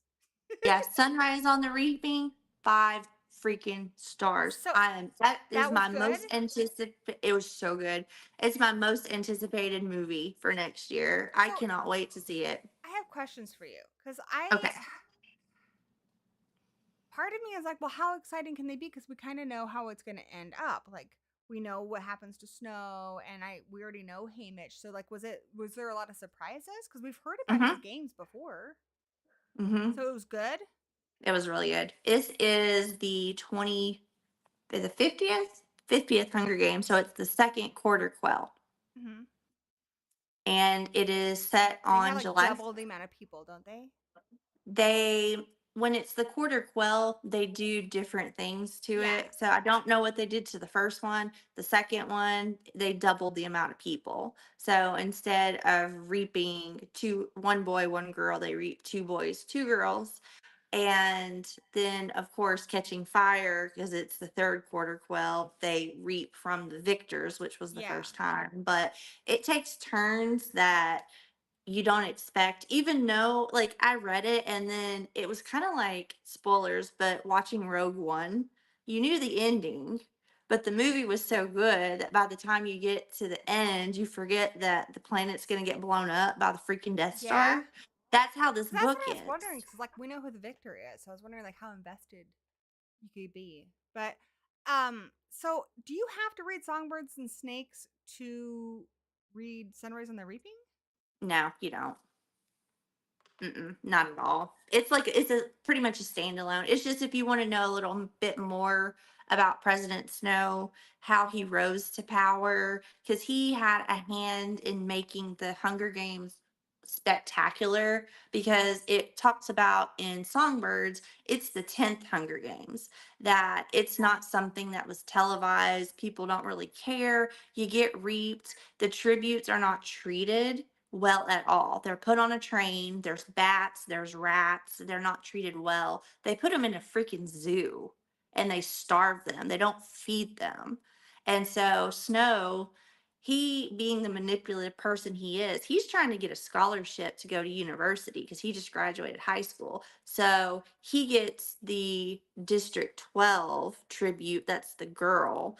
So he has an interest in getting her to win because if she wins, it will further his career. So he's like, how can this benefit me? We need to treat these tributes better. We need to feed them. We need to give them water. He's the one that introduced like getting the gifts into the games and different things like that. So it was really neat seeing how the Hunger Games came to be, Oh, it's but you good. don't have to read it. It But sounds Sunrise on the interesting. Reaping, oh, so good. Kaden, get off, please. Sorry, I can hear my dog barking outside, but I think my son's on it. Anyway, No, so Sunrise now on I the have some Reaping, so questions good. because you've read just a lot of books. Um, oh, he's got it. Good. See if I Um, remember them. there's some books I've read that I think that you would like. So I Okay. want to check. Have you read Blood Like Mine? No, that's by I did Stuart read that Nivell. because yeah, Stuart Neville. Because it was a finalist last year. So I picked it up and that was really good. And he's got a new one. I'm a little nervous because the reviews, like the ratings on it are not very high. It's called Blood Like Ours. But it's really different. Like Okay. it's this is there's like it's from different points of view. So there's like a sheriff who's tracking down a serial killer, but they're very, very specific in how they kill people. Like they're just stabbed in the neck Mhm. and they're kind of all over the country, but he thinks he's got a lead. And then you cut to a mom and her daughter. Her daughter's like, I don't know. I don't quote me on the age. I feel like she's like a preteen. Like she's almost a teenager. But it seems like her mom's just really, really, really strict. She doesn't let her talk to people. She doesn't let her um interact with any other humans at all.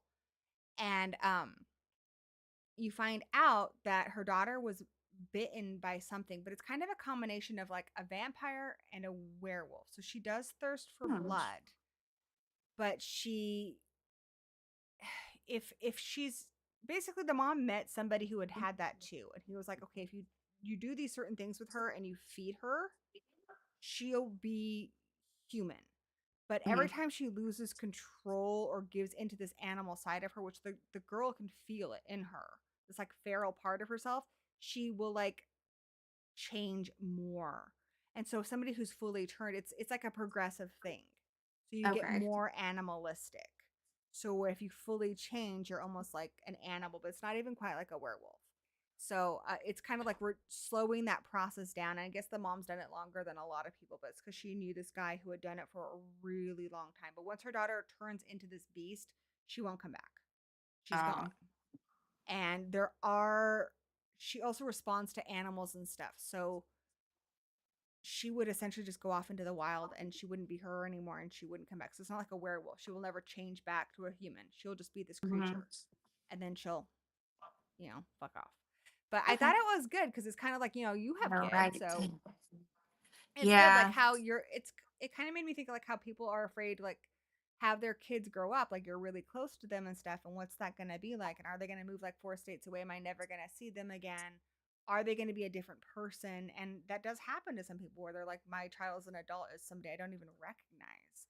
So like metaphorically I think it played with that, which was really kind of interesting, but it also has a lot of good body horror and stuff. And then they did the sequel, so I did actually Okay. get the sequel from NetGalley, so I need to read that. But that's one I thought you would like. I thought it was really good. Like I like things that have a lot of everything. So it's gory, it's horrific, it's scary, but it's got a lot of heart. And I Hmm. also feel like it's got layers. So I don't like it when a book where you have to dig through the layers to enjoy it. Like for instance, We Used to Live Here. You can just read it and it's fine. But Hmm. if you want to dig, there's room Yeah. to dig, and I like There's to that dig. option. But I don't like when digging's required. With some exceptions, I think digging's required for Bunny, but I feel like it was worth the work. But typically, that would be off-putting to me, where I'm like, But it's also literary fiction, so I give literary fiction a pass because they're all about the digging. Hmm. But it had everything in it, so you can just read it like a monster book. But then, as a mom, I feel like there's a lot of ways to connect to these characters, so it was cool. Right. Okay. I'll write that down. I've seen that. I wanted to ask you, what are some books this year that maybe I haven't read that you would recommend, or um, I also wanted to ask you what you thought the scariest books you've ever read were. Also, my mother, Mummy B Movie, who's in the chat, she says, Heather, I like your background. I can't really make it out, but it looks cool. Oh, this is my den. It's a creepy tree. It's cool. It's just a backdrop. I like it. It's cool. Thank you. Let's see. So this year so far, I have I'm had ready. I got my pen and my paper. okay, I know. I've got my pen and paper. This year, I've had 13 5-star reads. Okay. Um, the first two are by the same author. It's by Delilah S. Dawson. She wrote Guillotine, right? I didn't read Yep, that, that but was I know that you was like one her. of them. Yeah. The first one was Bloom. That was part Bloom. of Creepy Book Club with Nightmare Maven. So Her she books still are does kid. that, right? But she's Hmm. just not on Goodreads anymore. Yeah, she went to Storyograph. Well, how do you feel about Storygraph? I like it because I like the graphs. It breaks it down into charts. So you have like a pie chart, you have a bar graph, and Mm-hmm. then it generates at the end of the month.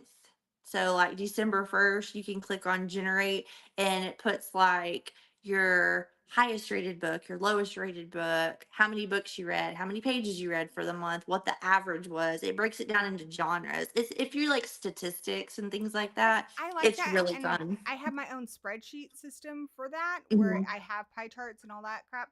The thing with Storygraph that I find kind of hard is like I've tried to get into it multiple times because I'm kind of a completionist. I feel like I need a log every book I've ever read in there, and I'm like that just sounds like a lot of work. I know you can import it from Goodreads, but I did that and Yes. it had a lot of mistakes. Okay. So I don't know.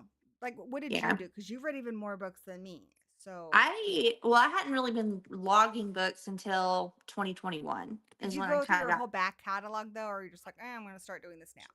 I imported it from Goodreads and mine did okay. Yeah, maybe So, I'll try that again. and then Storygraph, you can do quarter stars, half stars. I like I don't know. Goodreads. I Where like are my that. half stars? I know where the half stars at because sometimes it's all about vibes. Like I try to be critical on some things, and I'm like, I don't know. It just felt like it wasn't a 3, but it wasn't quite a 2. I need a 2.5. I need a 2.75. So But I'll see if I can show blue. you really quick, but can you see it on the screen? This is my chart. So I log everything, and then I can't scroll over, but if you go over to the side, then there's like ratings and like I judge them on certain things, but I can't get all the way over, which is bugging me. But yeah, then I also have like my TBR and I rank things on that and like the stats and stuff. So that's kind of how I've done it, but I do Mhm. love stuff like that. Like I love me a spreadsheet. I know. But Delilah S. Dawson, both of her books, Bloom and Guillotine, Okay. they're shorter. I Hmm. think they're under 300 pages, so you could really read them in 1 or 2 sittings. Bloom is so fun. What's that It about? is. It is about this girl. Her name is Rosemary. She goes by the name Ro, and she has decided that she wants to leave city life, and she just wants to go to a farmer's market, and she wants to just bake her goods, and she was in a long-term relationship with a man, and when she goes to the farmers market there is a very mysterious lady there, and she has complicated feelings. She thinks she likes this lady a little bit more than a friend, and chaos ensues. Is it a it romance? Is it horror? it's both. That's cool. It's both. I gave it 5 stars. The last 5 pages was so good. The end reveal and everything. It was creepy. A I lot of body horror. A movie that's kind of making me think of that. Have you ever seen Spring? Yes. It's so good. Is it like that? That is so good. It's like a creature feature, kind of. It Yeah. takes a turn, but I don't want to give too much away because it is shorter. I'll That one check was that out. really So it's called good. Bloom. Bloom. Guillotine is Oh, and Fable. I've heard of Fable too. Or do you use Fable? I don't have Fable. I know Brandon has Fable, and he really likes it. I think Why the Book Wins uses that. I really like her. She's cool. I'll give Storygraph another try. I'm just like such a completionist on it. But I guess if it takes all my good, you know what the problem was? So it took the Goodreads stuff in, and I don't really pay super attention to what edition it is. I just will log whatever first comes up on Goodreads. And so Okay. it's like you've got this many hardback books and this many. I'm like, that's not accurate at all. So I got really frustrated. Yeah, but Guillotine is it's set on Easter weekend, so it's like a springtime book. Ooh, I'm like, It it is like Ready or Not. It's very ether rich. oh yeah. For a It book is club, I kind of fun. like to time them up to like the seasons. Mm-hmm. Like I want to read Yeah, I Stolen think I Times, Ghost mentioned Memories. this one, but then I forfeited it because I wanted to read The Last House on the Left. Or no, The Last House on Needless Street. That was good. That was good. Yeah, I Brandon, I wanted think, to reread recommended that that. one. Yep. But Bloom and Guillotine are the two I've read from Delilah S. Dawson, and their body horror is great. The characters are written great. There's not a lot of filler because the books are shorter. You get straight to the point. It's I just like easy that. breezy. Hmm. Do you feel like with some authors, Stephen King's one of the biggest ones I can think of, but Yep. I feel like some of them, like, they're just like, well, it's Stephen King. We're not going to edit him. We're not going to give him any notes. And it's like, no, somebody needs to edit him because there'll just be chapters of just, why was it in there? Why was it in there? Yeah, I think if he had an editor that said, maybe we shouldn't have this scene at the end of it in the sewers, someone just needed to tell him no. I don't think Or maybe anybody they who did. published it read Maybe it. what he wrote was way, way worse. I don't know. No idea. I feel like Grady Hendrix is one of the more popular authors right now where I feel like his books seem well edited. Like I don't feel like there's a lot of fluff in there, but Hmm. I love Grady Hendrix. Oh, I by do the way, too. I saw that you're reading Dungeon Crawler Carl, or you finished Yes. it and you liked it, I yes? finished it. I gave it a 4 star. Yeah, I'm excited. Yeah, the way I have it spaced out now, I can read one book a month, and I'll be ready for the new book that comes out in May. So, Yeah. I'm on his Patreon. Oh, pardon me. I'm on his Patreon. This is because I don't have my Dr. Pepper. His Patreon where he releases the chapters early, but I kind of just want to just be excited for it. My hmm. favorite book of the series is part 5. So I mean, Okay. it's not necessarily like what you would expect with something like the Hunger Games, where initially I was like, okay, well, every level is going to be a book. There are some levels where it's literally half a page, like it's Okay. nothing. So they skip through some, and then some take a lot longer. But when they get down to, I think it's the 6th one, that's the Hunters one, it's a big freaking deal. So like everyone that like the 6th, and I know the 12th is the Celestial level. We haven't gotten there Hmm. yet in the books, but that's where gods are going to be involved. Oh, But the okay. 6th one, they invite it's called Hunters. So I mean, they want people to kill the the, the players. So Hmm. anybody can choose to join the game at like a lot of gamers join, and their job is to hunt down the characters. So like Carl, Donut, Katya, that's what their job Hmm. is, to just hunt them down.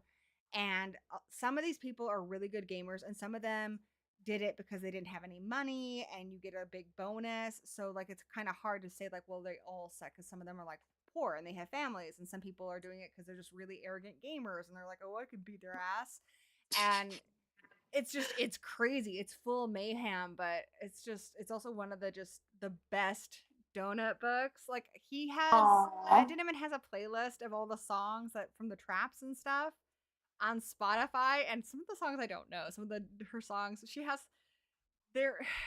She was a show cat, and Hmm. they're gonna do a pet show, and she does get an adopted son, Mongo. Aw. He's a Mongolese. He's a raptor. And she rides him around, but uh they have a pet show at the Butcher's Masquerade where everybody who's like in the top whatever is going to be invited there, and they're like, it's going to be a trap, but they're ready for it.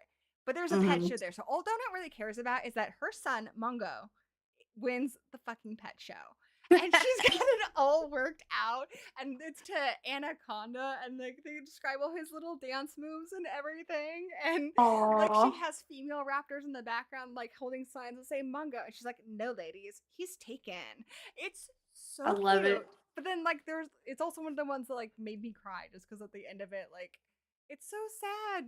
Donna's just like, I'm so tired, Carl. And it's just like, it would be so exhausting. They don't get breaks. They Mm-mm. don't even really get to sleep at a certain point. They get like beds that just give you rest. Oh, I'm excited. Yeah, the first book was so fun. It's I loved crazy. And it. he's just, at Crypticon, I go to Crypticon every year. He's been a vendor there since I started, but he needs to just sell art. And then one of his art prints, which is like dictionary pages with like cats or dinosaurs and stuff on them. One of them Hmm. IKEA bought for a lot of money, and so he was able to quit. He was able to write full time, and that's when he started doing Dungeon Crawler Carl, and he's written some other books too. And then Dungeon Crawler Carl's just gotten really popular lately. Like it's being optioned for a TV show with Seth MacFarlane's company. But like Hmm. it's like blowing up. It's crazy because when I first started reading it, it was like the last year before it blew up. Like I got his business card. I met him at Crypticon, and then like the next year, like hardcover books are coming out, and it's crazy how much it's blown up. At Crypticon, we were telling the person who runs it, like, he needs to be an actual guest and not a vendor who pays to be there. Like, he's a big deal Yeah, now. He's been he's interviewed a by big Seth deal. Green and stuff. And they're like, really, Matt? And we're like, yeah, Matt, Hmm. he's a big deal. So Yeah. it's crazy. All the booktubers I follow, everyone reading them, I was like, all right, I'm gonna jump on the bandwagon because I have FOMO now. But they're Yeah. fantastic. I wasn't sure I was gonna like it because I'm not really into like Dungeons and Dragonsy stuff. I originally took the business card because I was like, my brother would love this, and then my brother was Hmm. just like, you need to read this, and then he requested it for book club, so I had to read it, and then I was like, oh my god, I love it. So it's good. Yeah, I'm dipping my toe into fantasy. It's something that I typically don't read, so I'm getting there. I know I'm always up on the screen. They really Yeah, we lost still my have all of yeah. our live streams on our YouTube channel, Strange and Unusual Book Club. That one was a live stream. I think that one's on there. Some of them are on this Mhm. channel, and then now we have the podcast, which the podcast is pretty new. So if you guys want to help us out and download it and leave a review, that would be cool. There's somebody in Sydney, Australia, who's listening to. I'm like, who the heck is that? Because Oh, that's fun. a lot of not a lot of people have been downloading it yet. So, but it takes Mhm. a while. I've never done a podcast before, so it's kind of weird. Yeah. All the rest of them. Okay, so we used to live here, which I know you've read. Yeah, I love that one. Witchcraft for Wayward Girls, which I know Yep. you read. Pen Pal, I know you've read. Hmm. The Thief of Always, Yep. that one made me cry. Like one of the only books that made me cry. Yeah, we I don't had know. that for a book club. That was Mm-hmm. Robin recommended it. A nonfiction book. It was the Buffy one, Slayers, Every One I of Us. have a signed copy of that one. Loved I it. did the audio book, I've but been I loved listening to the it. podcast for Yeah. years. I I've was never so listened to the happy. podcast, but I loved Oh, it. that's so good. Yeah. It was really They're good. they started it in like 2016. They did non-spoilers. Now they're doing all the episodes again with spoilers. They Hmm. write a song for every episode. Yeah. And it's so fun. And this time, because it's spoilers, they have this segment at the end. It's called What Was Dawn Doing? So, like, whatever the episode was, Hmm. like season one in Nightmares, it's talking about Dawn.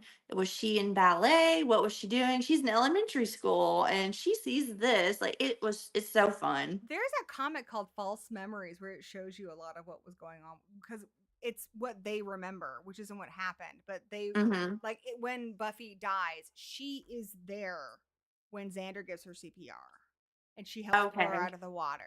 It's like it's weird how they remember it versus how we saw it. hmm let's see. Hunger Games, Catching Fire, Sunrise on the Reaping, It. This one I was really surprised. It's called A Dowry of Blood.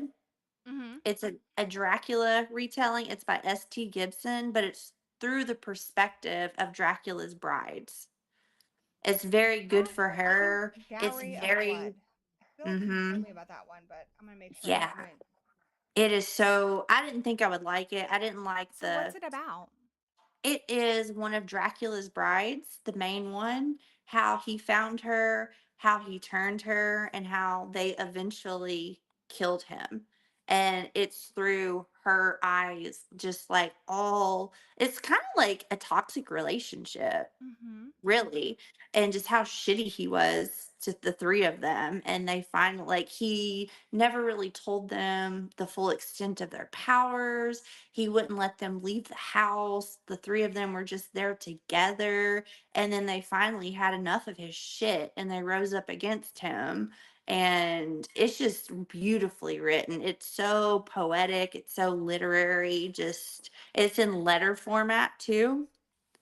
It was really good. It was So on yeah, that's Kindle how Dracula Unlimited for a is. while. A Mhm. Dracula retelling I liked was Dracul, and that was by it Okay. was by Bram Stoker's nephew or something like that. Yeah, I've That was seen that. I good. haven't read it That yet. was good. Brandon says, if you and Heather could cast yourself as any Buffy character, who would it be based on personality? Personally, I think I'm Oz. I've had a lot of people tell me that I'm like Willow. That I some Really? in high school because I had red hair. A lot of people said I looked like Allison Hannigan. So that could be just it because we have similar ish faces, I guess. Um, would I think of my personality? Who would I be? I don't know, probably Willow. Let's be honest. Ugh. I really like Anya. I was so sad when I heard I you just talk met about Emma her. Cough. I know when you Yeah, talked about it, she didn't really like to talk about that character. she That is doesn't. so sad because she's like one of my top three. I love how Mm-hmm. blunt she is. She is so good at comedic relief. She has some of the best monologues. But Ah, based that is on so your sad. personality, would you say that you're the most like her? No, I'm Because not my that. favorite character wouldn't be Willow. I'm just saying that's the one I'm probably the most Yeah. similar to. Damn. I was like, I'm not Faith, definitely. I'm not a spicy jalapeno like her. Spicy jalapeno. She's a very interesting She's very character. cool. She's got some cool arcs in Yeah. the comics too. Hmm. Uh, she is what saved Angel season 4 for me Yeah. when she was in jail. That step away from the glass scene, and Mm-hmm. then her saving Angel, that saved the end of that I like her season. 'Cause relationship with him a lot. I do Um, too. and it shows that like I think Buffy's a really good hero, but that is one area, and they keep it pretty consistent in the comics too. One like big flaw of Buffy, even though I think she's as good of a hero as they can get. Like I usually do Hmm. the what would Buffy do to us, but she does get very jealous. So if she has decided that she does not like somebody or somebody is her enemy, she hates that Faith and Angel are friends. Like she won't say anything because she's a good person, but she don't like it. And then likewise, Faith and Giles team up later on in the comics, and that makes her so mad. And he's like, "Well, Buffy's not talking to me right now. Oh well." Hmm. But Buffy and Faith, I it's love complicated. season 3 is my favorite. I love their dynamics. It's just so interesting how Buffy is this privileged, rich 15-year-old that has this power thrust upon her being a chosen one, and how she always seems that being a slayer is the burden. But then you have the flip side with Faith having this crappy childhood. She gets called. Why is she living in a fucking hotel motel? It's She's a slayer. they Why are should people freaking not pay paying them. for her? But her, it's like being a slayer is what saves her Hmm.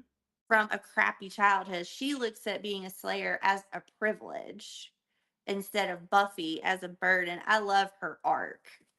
But And dang. I get it too, because like Buffy, I think what makes it different is the way they view being a Slayer. Buffy views it as it is her job, and that's kind of part of her journey. Like the first season, she's fighting it because she wants to be able to go on a date. She wants to be able to go to prom. She doesn't want to have to sacrifice herself because from the very beginning, Buffy is aware that this is a job that serves the whole world. The whole world is counting on her. Faith can't see that.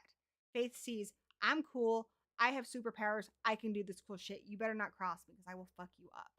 But Mhm. if there's a vampire, I will I kill monsters.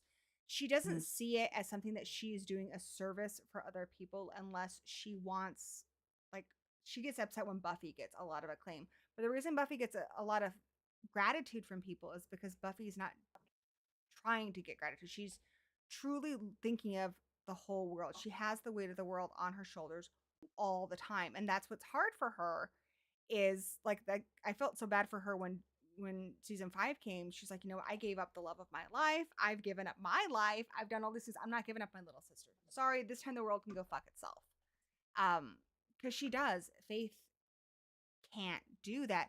But I do see where Faith's coming from too, where like for her, it did save her because she felt like she was so invisible and so like unimportant and so tossed aside like garbage. And now all of a sudden she's special. And then she finds out, but you're not, because there's somebody else who's even more specialist. And so I see where she's coming from a lot too, but it takes her a while before she really starts to become, I think, a hero and has her redemption arc. Because Yeah. in the beginning, she's just more like, I'm owed a lot of things. And it takes her a while to kind of put other people before herself. But again, that wouldn't have served her good as a child because nobody put her first. She had to put No. herself first. She So had crappy watchers. I feel like if Giles would have taken her under, she would have done so much better because she had yeah, she her just wants to watcher that she belong. was. I know she had a watcher that got killed by the cloven-footed guy. That was the only real like mother Kakistos. figure. And then she got Kakistos. And then she had the watcher that was a fake watcher that tricked her Gwendolyn and was Post. evil. And then Gwendolyn Post, and then she got Wesley Wyndham Price, And Wesley, like, he who's ends up being a good character later holy on, but crap, he was so good in he did Angel. her so dirty. The thing Yep. with Faith is like she's all, you know, thorns and blades, but she's soft and squishy underneath that. And Hmm. she's trying to protect what little soft and squishy she has left because a lot of it's been beating the fuck out of her. Yeah. And she's just trying to protect this light in her, what little she's got left. And so she puts up all these barriers, but all she really wants is for somebody to see her and see that she deserves to be loved and Hmm. to not leave when things get bad if she makes a mistake. And that's, I think, why she's so close to Angel, because he never gives up on her, no matter she killed person. Whereas Hmm. Buffy is a lot more like, no, there are some things that are just wrong and you can't come back from that. And so she can't exist in Buffy's reality anymore because the fact of the matter is she killed somebody and she can't change that. Hmm. But, so I would it's be hard. I would be Tara. I No. think that makes, yeah, I think you'd be a good Tara. Yeah, I was like, dang, I forgot. I was like, Tara. Yeah, I would They be did Tara. such a good To job answer with your the characters question. where they're all so complicated. Like nobody's just a stereotype or an archetype. Like they have so much. Like I just feel like there's like deep psychological stuff with all the Mhm. characters that's The really just only fascinating. character that I cannot get down with is Xander. Yeah, He Xander can eat a irritates. dick. Yeah, okay, okay. I was like, He, ugh, I mean, it makes now me it's funny rage because out. he's the Joss Whedon insert character, and so we kind of Well, that know makes more it sense. Why I does. don't. But gosh, he used to make me so mad, and I like that now we're aware of these things. But Hmm. and I hated how like he gave her the stupid bracelet, and when Buffy the bracelet, always and stuff, like, dude, that's way too fucking forward. What are you doing? Like, he was not a good friend to her because he kept pursuing her all the time. He would not let it go. And then when she didn't want to go to the dance with him at the end, he's such a dick about it. Like, she doesn't owe you shit, dude. But what I No. do like about Buffy the Vampire Slayer, the show, is a lot of movies and stuff told us. I mean, How I Met Your Mother that's the whole show. Is if you pine enough and you push enough, eventually you will earn um, whatever love you want. And that's just not how it works. Mm-mm. And they never let him and Buffy get together, which is so good because Yeah, he's I would have been he's the mad. typical nice guy. And I have never forgiven him. Like the one Buffy thing that just gets under my skin, I've never forgiven him for the kick his ass thing. You know what I'm talking Okay. about? Season Yep. 2. He's Season supposed to 2, Willow tell. says go kick his L becoming part 1 and 2. Yep. Oh, I'm so mad about that. Cause like, why? It's not even about Angel. Like, if he really did care about Buffy, he would know how fucked up it would be for her to have to kill her first love. He Mhm. shouldn't want that. And so he does that, saying kick his ass instead of, hey, Willow's doing a spell. We might be able to save him. Yeah, Try to make just as much time as you can. Like, it just shows he doesn't give a shit about her. I wish I was like I could almost forgive that because he was a stupid teenage boy. What really did it for me is season 6. Leaving my girl at the altar That makes me so and the mad. very last episode when we get Dark Willow, I fucking hate that they made him the hero in that. I hate it. I love Dark Willow turning. I love the idea of love and a part of humanity is the only thing that is a non magical person, which would have worked for me because they've been friends since kindergarten. But Hmm. he was so hated for me in season 6 that by the time we got to that point of him like helping save the world, I'm like, I don't care. I hope she kills I mean, you. I thought his reasons were good, but it was cruel of him to do that to her. And I also, Mhm. I understand Joss Whedon's like, nobody's allowed to have a happy relationship, but he's supposed to be the normal guy, so they could have let it fucking go. Same thing with Willow and Tara. You didn't have, like, killing Tara was a huge mistake. I think it made me really angry.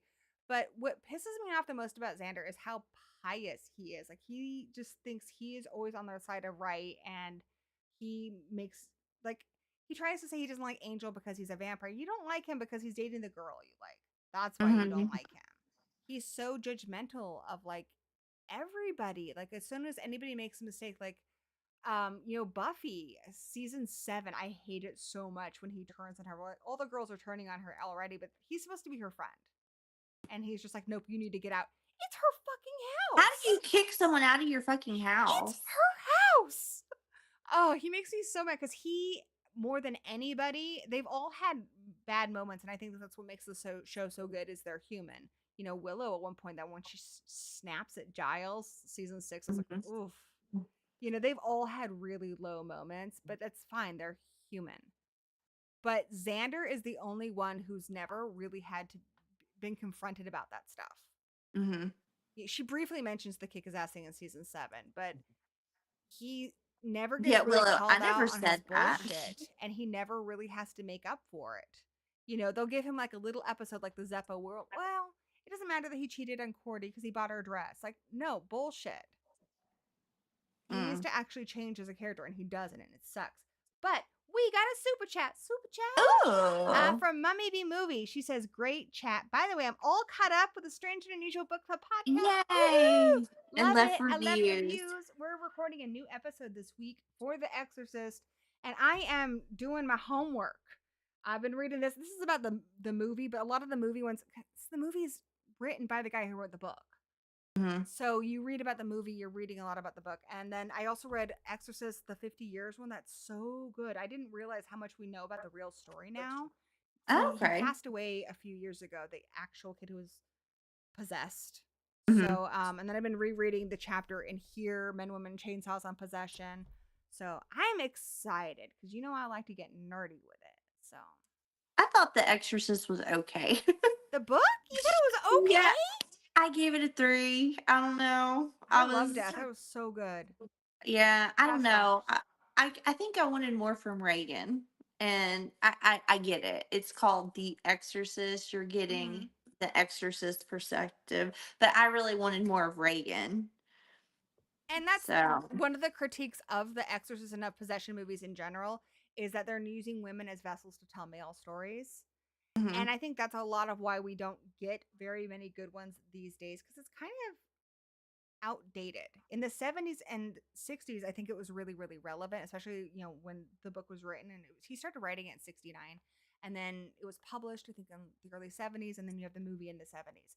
At that mhm, time, women didn't have a lot of rights and stuff. And so yeah, it's really about the men in the story. And when you think about it, Reagan's body is a battlefield.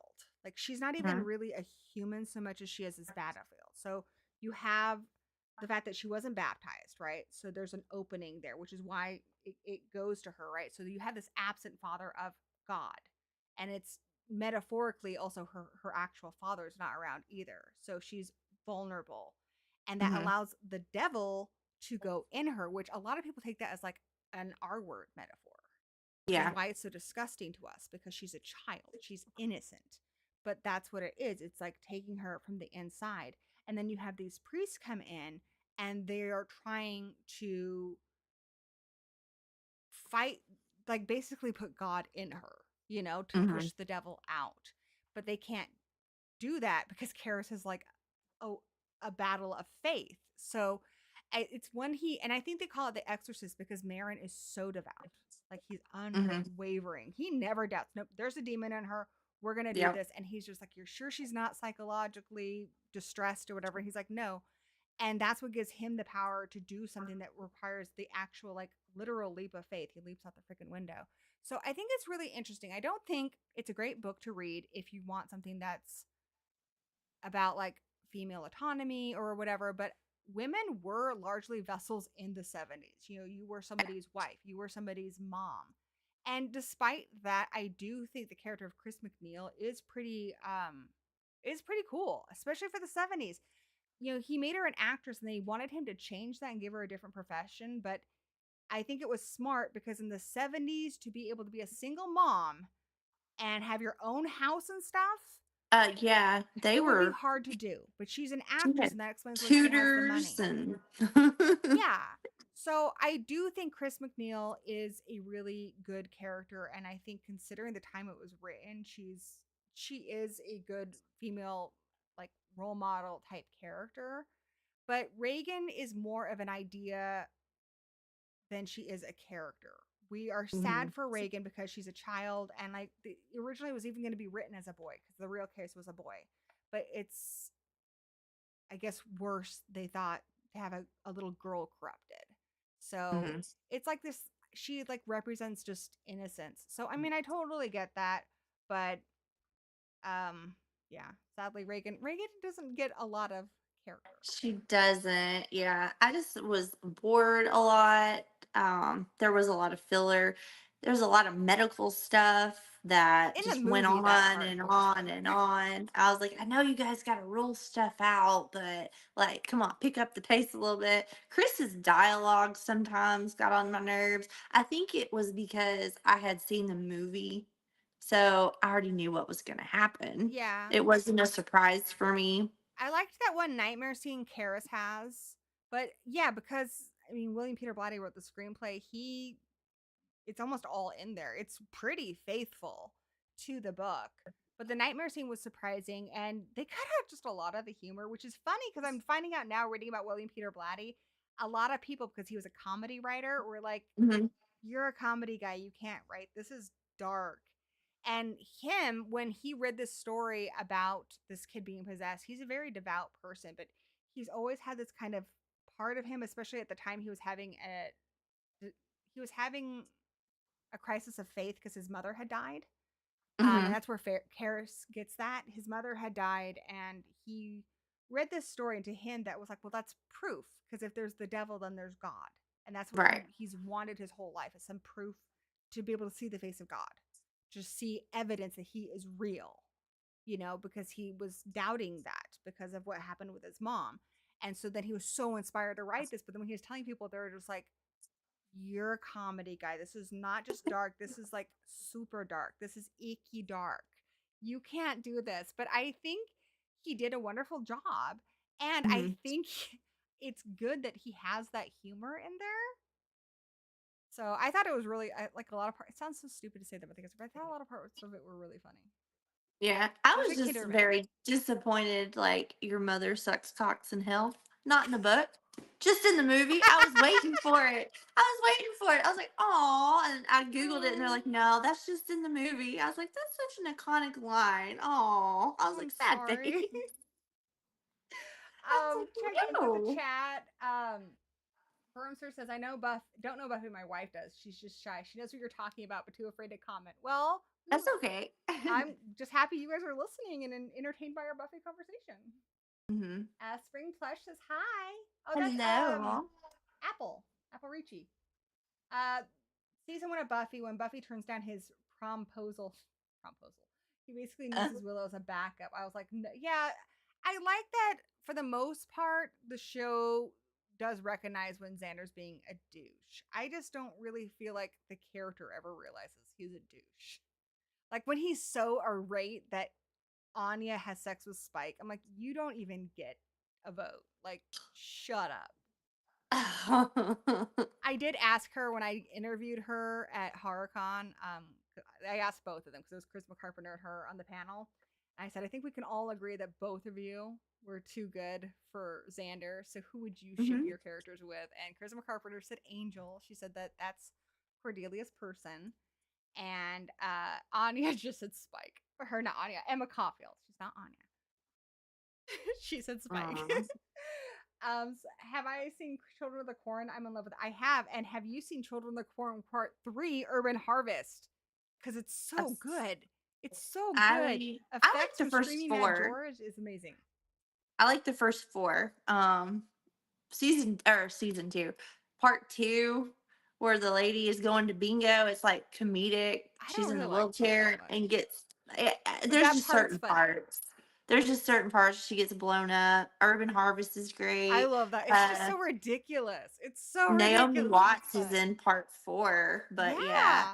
Part 5 And is also, speaking okay. of Nicholas Brendan, he is one of the kids playing basketball in part 3.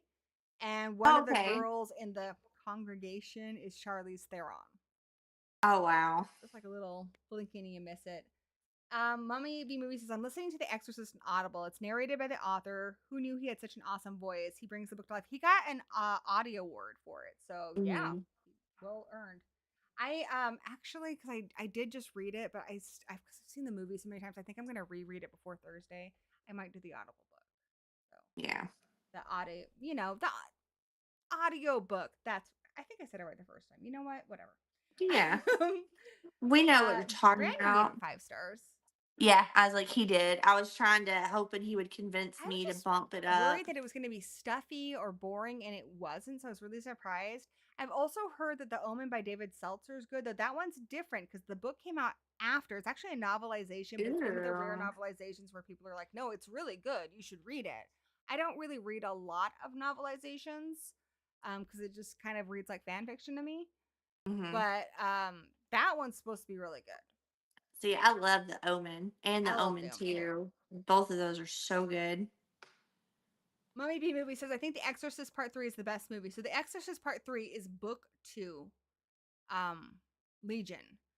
So I really want to read that now, and it's also on Kindle Unlimited. Yeah, I know. I like The Exorcist. I like Exorcist 3, and I like Exorcist Believer. I don't know. Exorcist Believer just hit with me more. Yeah? I got I don't so know. annoyed when they have Ellen Bernstein say the reason she was kicked out of the exorcism when it was Reagan was because of the patriarchy. Like, bitch, both those men No, died to it save your wasn't. daughter. You I go was eat like, a. it's kind of like, if her daughter was having surgery or something, you weren't qualified. You said you were an atheist. You don't need to be in the room. Well, It's and not they because of the use personal patriarchy. stuff. She's able to Mm-hmm. almost break Karis at one point with his mom stuff. That's her little girl. She Yeah. would have broken She would have Chris. been the They weak link. protected That's her. why. And Yeah. they have the gall to have her character say that. Like, that pissed me off so bad. But the rest of the movie was fine. I don't hate it the way a lot of people do, but that part really, I just thought was disrespectful to the original movie. Yeah. I was You like, know what's that's really dumb, funny? but Little bit of okay. trivia. The guy who played Father Marin, he was actually really, really young when Hmm. he played the role. He's only in his like 40s and he's wearing a lot of old man makeup. So it's just crazy. Oh, good. Good for But him. he looks like an old man. I was like, why is he Did. like alive for so long? But that's why, because he wasn't really an old man. So there you have it. Um, I think The Keep is underrated. Did you guys read The Sentinel? Nope. Have you read The Sentinel? No, I have not.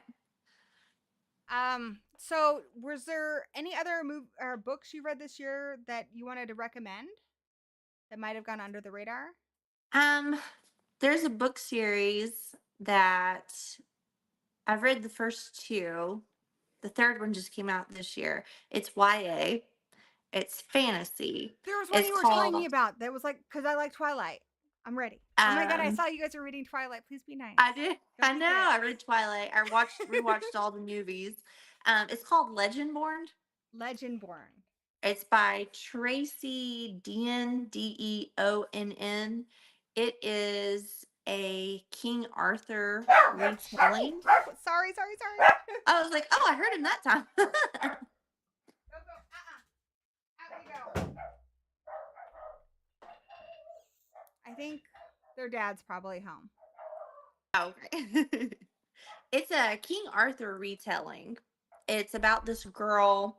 Her mom dies, and she's very smart. She goes to college at age 17, and it deals with a lot of secret societies. It's in North Carolina, and she is a Black protagonist. So a lot of people that I've watched on BookTube and read on Goodreads that are African American really related to her, because there's a lot of things in there that she goes to a predominantly white school. So she's dealing with a lot of racism, just things about like her hair being a Black character and everything.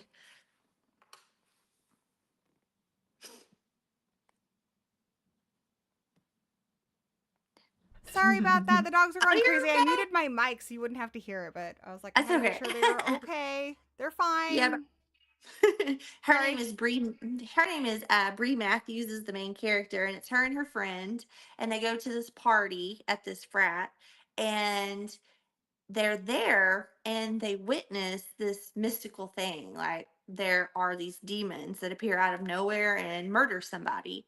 And then these people come up to them and touch their heads and pretty much wipe their memories. But for some reason, Bree keeps her memory and they don't know why. So they induct her into like this secret society, and it's pretty much like Knights of the Round Table. They're fighting these demons at this college, and it was really good. The magic system got a little complicated for me because Mm-hmm. I don't read fantasy. I don't read So, fantasy either, so I need it to be like simple. yeah. I had to like really take my time with it, but it was really good. The And Sentinel. So Burmster's asking that we read the Sentinel. If you guys, if you okay. can post who the author is, that would be really helpful. Because I'm worried there might be more than one book called that. Yes, Buffy is fantastic. I've been thinking about doing. I thought about doing a Buffy podcast, but I think it's gonna be Mm-hmm. a show, like on here. I don't do a lot of like videos and stuff anymore. I mostly do live streams. But I'm Yeah. thinking about just something where I'm just in front of my computer, kind of like this, and just film it like it's chill. But Mm-hmm. I talk about each of the episodes and maybe the new show coming up. Just sharing like what I know about behind the scenes, and then kind of my Mm-hmm. analysis on the themes or thoughts on the themes. I don't know. Does that sound I interesting? think I think you should. I love Buffy. It's like my favorite show. So, I was thinking about calling it Must Be Tuesday, because mhm. Dawn's in trouble. Must be Tuesday. Or do you think that's Yeah, too like deep cutty? it is. No, that's on Once More with Feeling. Yeah. Hmm. It's like, So, oh, Dawn's in trouble. Must be well, Tuesday. plus the Let's show go came save on her. Tuesday, and I was gonna Hmm. post the episodes on Tuesday. There you go.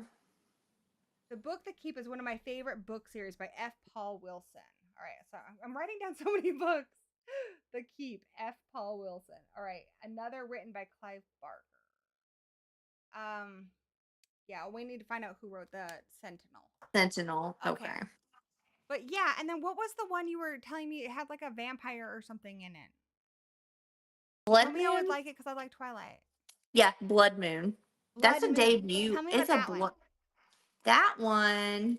It deals more with with werewolves. There are vampires in it, I like werewolves but it. better. Hold on a I second. know it was set on a college, and I was like, that was. I read that right when I was getting sick too. I can't remember too much about it, but I remember I really liked it. And the sequel comes out in September. It's called Bloodlust.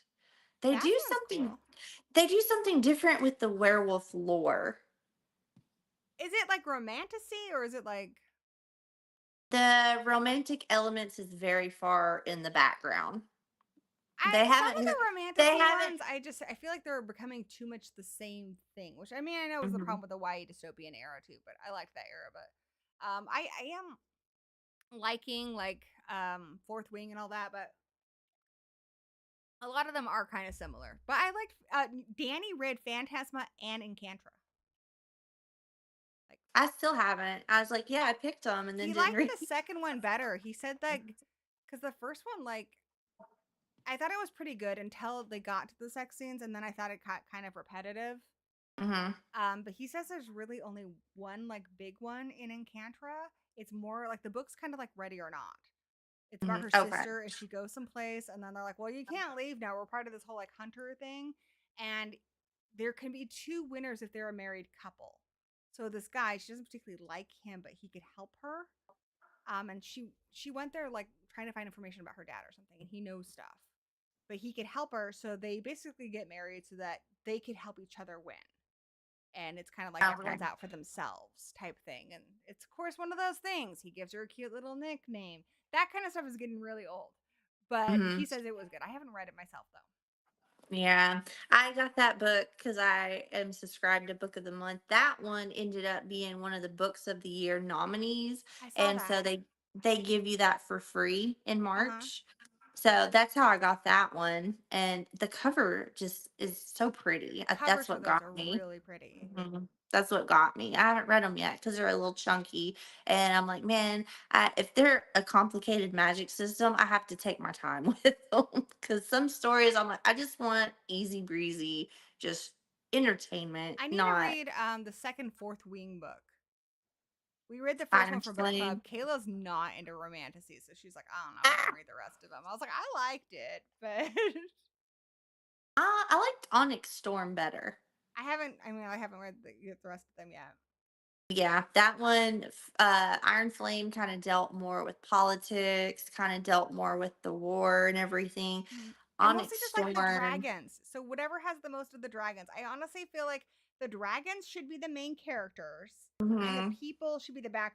I want to make it like Transformers. I want them to have as much screen time as the humans in Transformers did. Not the Yeah. freaking movies. I'm talking about the cartoon from back when I was a child. But yeah, like a little bit here and there, but as much attention as the dragons get now, like we hear about their relationships and stuff, and it's like background stuff. I find the dragons so much more interesting and so much more Hmm. like I would rather just read a whole book about just them. I know. Yeah, me too. I'm kind of tired of love triangles. That yeah, a lot of the tropes, it's just like you can't just keep doing the same thing over and over again. Like I said, I'm really tired of oh, he's so annoying and I hate him and he gives her some name, but it's because he actually likes her. It's getting really, really old. I mean, that's one of the things I loved about Hunger Games is PETA isn't ripped. He isn't the hottest guy ever. He's not a bad boy. He's pretty clear about how he feels about stuff. He really puts his heart in his sleeve. And like we don't have a lot of characters like that. They're all like bad boys. They're all like they have a billion abs. And I understand it's like fantasy and stuff like that, but I also feel like it's as damaging for men as some of the archetypes Hmm. of women are for women. And I think it sets up a lot of women to think that that is like your happy ending when in reality, probably not. Because even if you meet a guy who has a billion abs, he's not going to be that fucking interesting. He's going to be at the gym 5 days a week. He's going to be a Yep. gym rat. He's not going to eat a burger with you at a restaurant. Like it's a lot of work to look like that, guys. That's going to be a Yep. big part of his life. It's not like in these romance books where they're just naturally, I mean, sometimes they're like Iron Flame, those ones, I'm like, well, they're training a lot. Fair. Give him a billion Hmm. abs. But that's also, he is training 5 days a week. But you'll see it even in like an Allie, what's her butt book? Even in like something like just a regular romance book. Like he's a Oh, Allie doctor, but he has a Hazelwood. billion Hmm. abs. There's no way he has a billion abs if he's a doctor. He only has like maybe one ab. He has to like Yeah, stretch it see, across I the whole saw thing. the Hunger Games before I read the books. So, in my defense, they cast a Hemsworth as Gale, and that's all I could see for a long time. So, and then I grew up and was like, okay, he really sucks. So I'm now Team PETA, but yeah. Okay, so the book, he mentioned The Sentinel. I have seen the movie The Sentinel with Chris Sarandon, and I like that a lot. Chris Convitz is the author for the book. And Okay. then Brandon asked, have I listened to the audible dramatization of Harry Potter and the Philosopher's Stone? No, and I won't. J.K. Rowling actively puts money into things that reduce the rights of trans people. I will not do anything that's going to put a single dollar in her pocket. So I'm not going to listen to them. I'm not going to buy them. I'm not going to acknowledge them. If you want to, that's cool. You do you, and I, hope that you enjoy them. But I personally just can't do that in good conscience. If someone were to have bought them and then just let you Pirate listen them, I'm to all them, for that. I was like, maybe someone is currently listening to it because they've never read the books. I'm currently listening to them. That's what I was saying. What if I gave you my passcode and you could listen to it and you're not supporting? I mean, I like the books and stuff. I just don't like her, and I don't like that she's Yeah, putting money into hate. And she has a lot of money, and she has a lot of power, I know. and I'm just not gonna nothing Harry Potter. I don't want to put any money in her pocket. Yeah, I respect She's that. a terrible person. But Hmm. like I said, like there are people who don't want to see Scream because of things, and I'm like, you know what? I'm gonna go see the new Scream movie. So it doesn't mean that I think you're a terrible person if you listen to them. It's just for Oh, me, good. it gives me an I ick. was like, I If used it one of doesn't my give you a credits yesterday. I was no, like, ooh.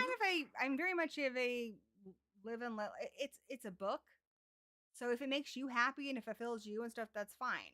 For me, it it would be hard for me to see past that. But then I've also had people Mhm. get on my case and tell me that I shouldn't read the Buffy books because Joss Whedon's a terrible person, and that for me doesn't cross my line. He has not been convicted of anything. He's not he's it sounds like he's an asshole. I don't want to have a beer with the man. But a lot of No, people I work on wouldn't. Buffy, and if we're going to not watch Buffy anymore because he's an asshole, then we need to stop watching The Shining because Kubrick was an asshole. We need to not watch Psycho because Hitchcock was an asshole. Um, Again, like I don't mind J.K. Rowling being an asshole. She can be an asshole. It's your freaking God given right. It's that she's putting money into reducing other people's rights, and that's for me where I draw Mhm. the line. But it doesn't mean that Yeah. means you have to draw the line there. It doesn't mean that I'm going to have opinions about you because I have opinions about her. If that makes any sense. Hmm. Okay, Yeah. good. Because How I you have lots of how people you who love Harry how Potter. you spend your money is your business. So, like, if that's a boundary for you, respect. You know, I just really wanted to listen to the full cast. No, and a lot of those are really fun. I actually like a lot of those. Do chime in, Bermster. I want to know. And see, my mom likes it. If it's giving her joy, then that's great. I'm happy for Mhm. her. It's just not something I'm okay doing. Just like as Mhm. I'm not going to boycott the new Scream movie because it just it doesn't cross my line. So hopefully nobody is going to be a dick to me because just does that make any sense? Mhm. I respect that it's not your line. It is my line. You know. What's wrong with J.K. Rowling? So much is wrong with J.K. Rowling, but the biggest thing is she's very anti-trans, and she seems to believe that the only reason anybody would be trans is because they're just dudes who just want to go in women's bathrooms. And so she's putting a lot of money to fund groups that are trying to restrict trans people's rights and that just do a lot of horrible things, which trans people already have a hard time as it is with employment and everything else. So it's on the internet. You can Google it. Yeah, I was like, I honestly haven't researched it enough. I know very minimum of what she has said, honestly. It's not, again, what she said, and you can't even just separate the art from the artist. It's the fact that she's putting money into it. So if you give her a dollar, that's what she's putting the dollar towards. I do think people need to be aware of that. But, you know, I I don't have opinions about it. Doesn't make me like anybody who wants to do those things any less. I just want people to be aware of it because I think it's Mhm. wrong. I mean, I love Buffy, but if the money towards that was doing something bad, then I wouldn't spend money. I mean, I have the Harry Potter books, but I bought them Mhm. before. And even then Yeah. I would say like buy them used, buy stuff Get them new. thrifted. Hmm. Yeah, or your Audible credits. I don't know if that really hurts, but I would just avoid giving that woman money. Like I'm really disappointed in everyone who signed up for the TV show and they keep talking about their legacy and stuff. And like, you know damn well that that show's going to bring her a ton of money and she's not doing good Hmm. stuff with that money. So I'm disappointed in like Warwick Davis and John Lithgow and all them. Like they have a lot of money. They should know better. Anyway,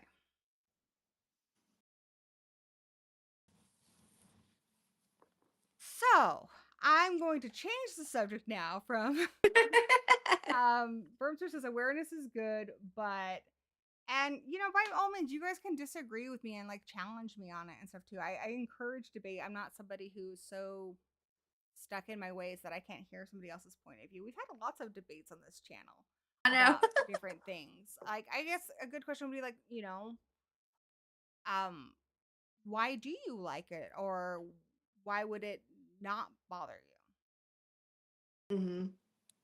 I didn't read them as a child. I didn't watch the movies until like probably the last 5 years.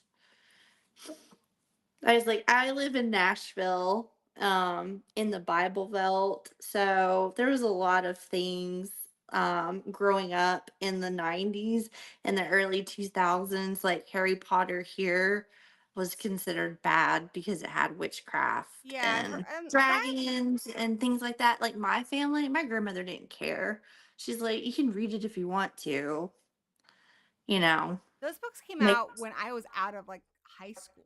So like I was already an adult. So I didn't read them until much later. And I do really like them, but it frustrates me because I think those books really connect to people who feel like they're misfits or outsiders Mhm.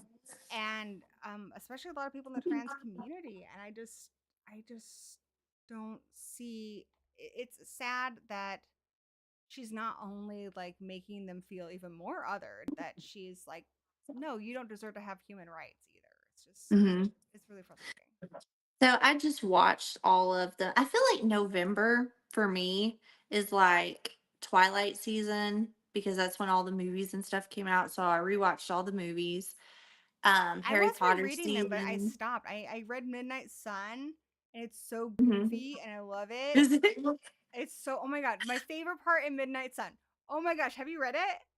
No, I've only read Twilight. I just got New Moon from my New Moon's my library, so favorite. I'll be reading that. New Moon's my favorite, but it's just okay. One, I don't. There's a lot I love about Twilight. But that would probably take another whole hour to explain all the stuff I like about it. But I like Twilight mostly because I feel like it really the first book really encapsulates that feeling you have when you have your first love and you're young and you think that's like the biggest thing in like your life and everything. And yes, Mhm. it's really immature and I don't think Bella's a good role model. I don't think she's really supposed to be either. I think she's supposed to just kind of encapsulate that feeling of first love, but I do really like it. I find it very charming. But Midnight Sun, it's so bonkers. And I don't know, I might like it just as much or if not more. But there's a big pile up, right? And the car that they've stolen, it can't get through this big pile up of cars. So what does he Mhm. do? Oh, Edward takes some freaking rear view mirrors off the side, and then he has his brothers look out, which I don't know how big their heads are. I feel like they've got to be bigger than rear view mirrors. Or they got he went through there and he lost the rear view mirrors. That's what it is. The side mirrors. He lost them.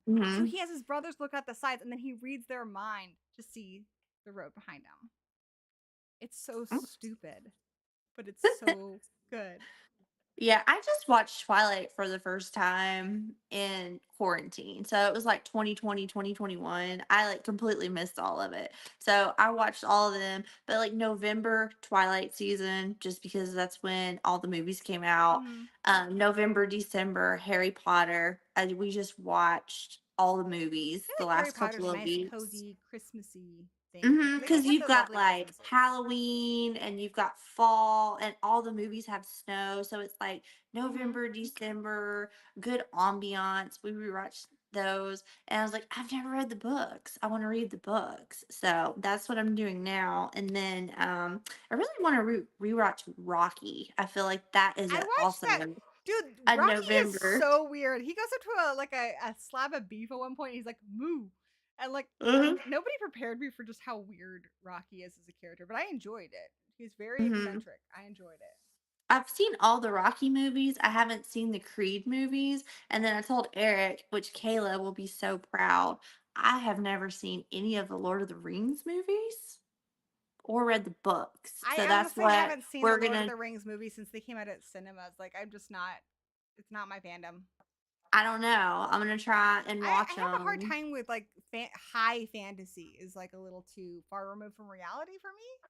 But I'm Yeah, trying to my get into it more. brain. I'm trying to I'm. expand what I read and Me too. Like I said, there's a lot of the magic systems. I'm like, I'm too dumb to understand some of I this. remember when Like, I was a kid, my friend really liked Anne McCaffrey, and she tried to get me into like Rowan and Demia, and I'm like, they're on other planets and there's magic, and I'm just like, nah, my brain will explode. I am not smart enough to follow hmm that. Like, I feel like I'm good with like metaphors and those kind of things. Like, I'm pretty good with that stuff, but when it comes to complex magic systems, like I can't remember them. Even in I like Dungeon Crawler Carl a lot, but by the time we're at like book 7, like there's so much in there, and I feel like I need to take notes now yeah. to hmm remember all the different spells because they'll like mention a spell. I'm like, what does that do? Like, I just can't remember. I don't have a good memory for that stuff. Okay, well, good. I'll slow it down reading it because the first it got pat into like halfway, and I was like, "Uh oh, we're introducing all these things about killing people and going to this level and all this." So, So, are you gonna read all the Twilight books? yes, I was like, I just got New Moon, so I'll be reading that. And I'm not saying they're great literature. They're not. They're fun, fluffy literature. Yeah. But I mean, I don't. People don't dogpile on guys who like the Fast and the Furious. It's just it's hmm fun, and I think it's hard for adults really to write from the point of view of young people. I think she did a really good job of capturing what it would feel like for a teenage girl, especially like if the guy was a vampire, but that whole like first love thing and stuff. And I hmm think she did a good job with it. And Yeah. I enjoy them. Even though, yes, gosh, in New Moon, there's one part like Arrow laughed. Ha ha, he cackled. I'm just like, oh honey. like, See, oh watching the movies and reading the books as almost a 40-year-old adult woman, I'm like, fuck these guys. I like the dad.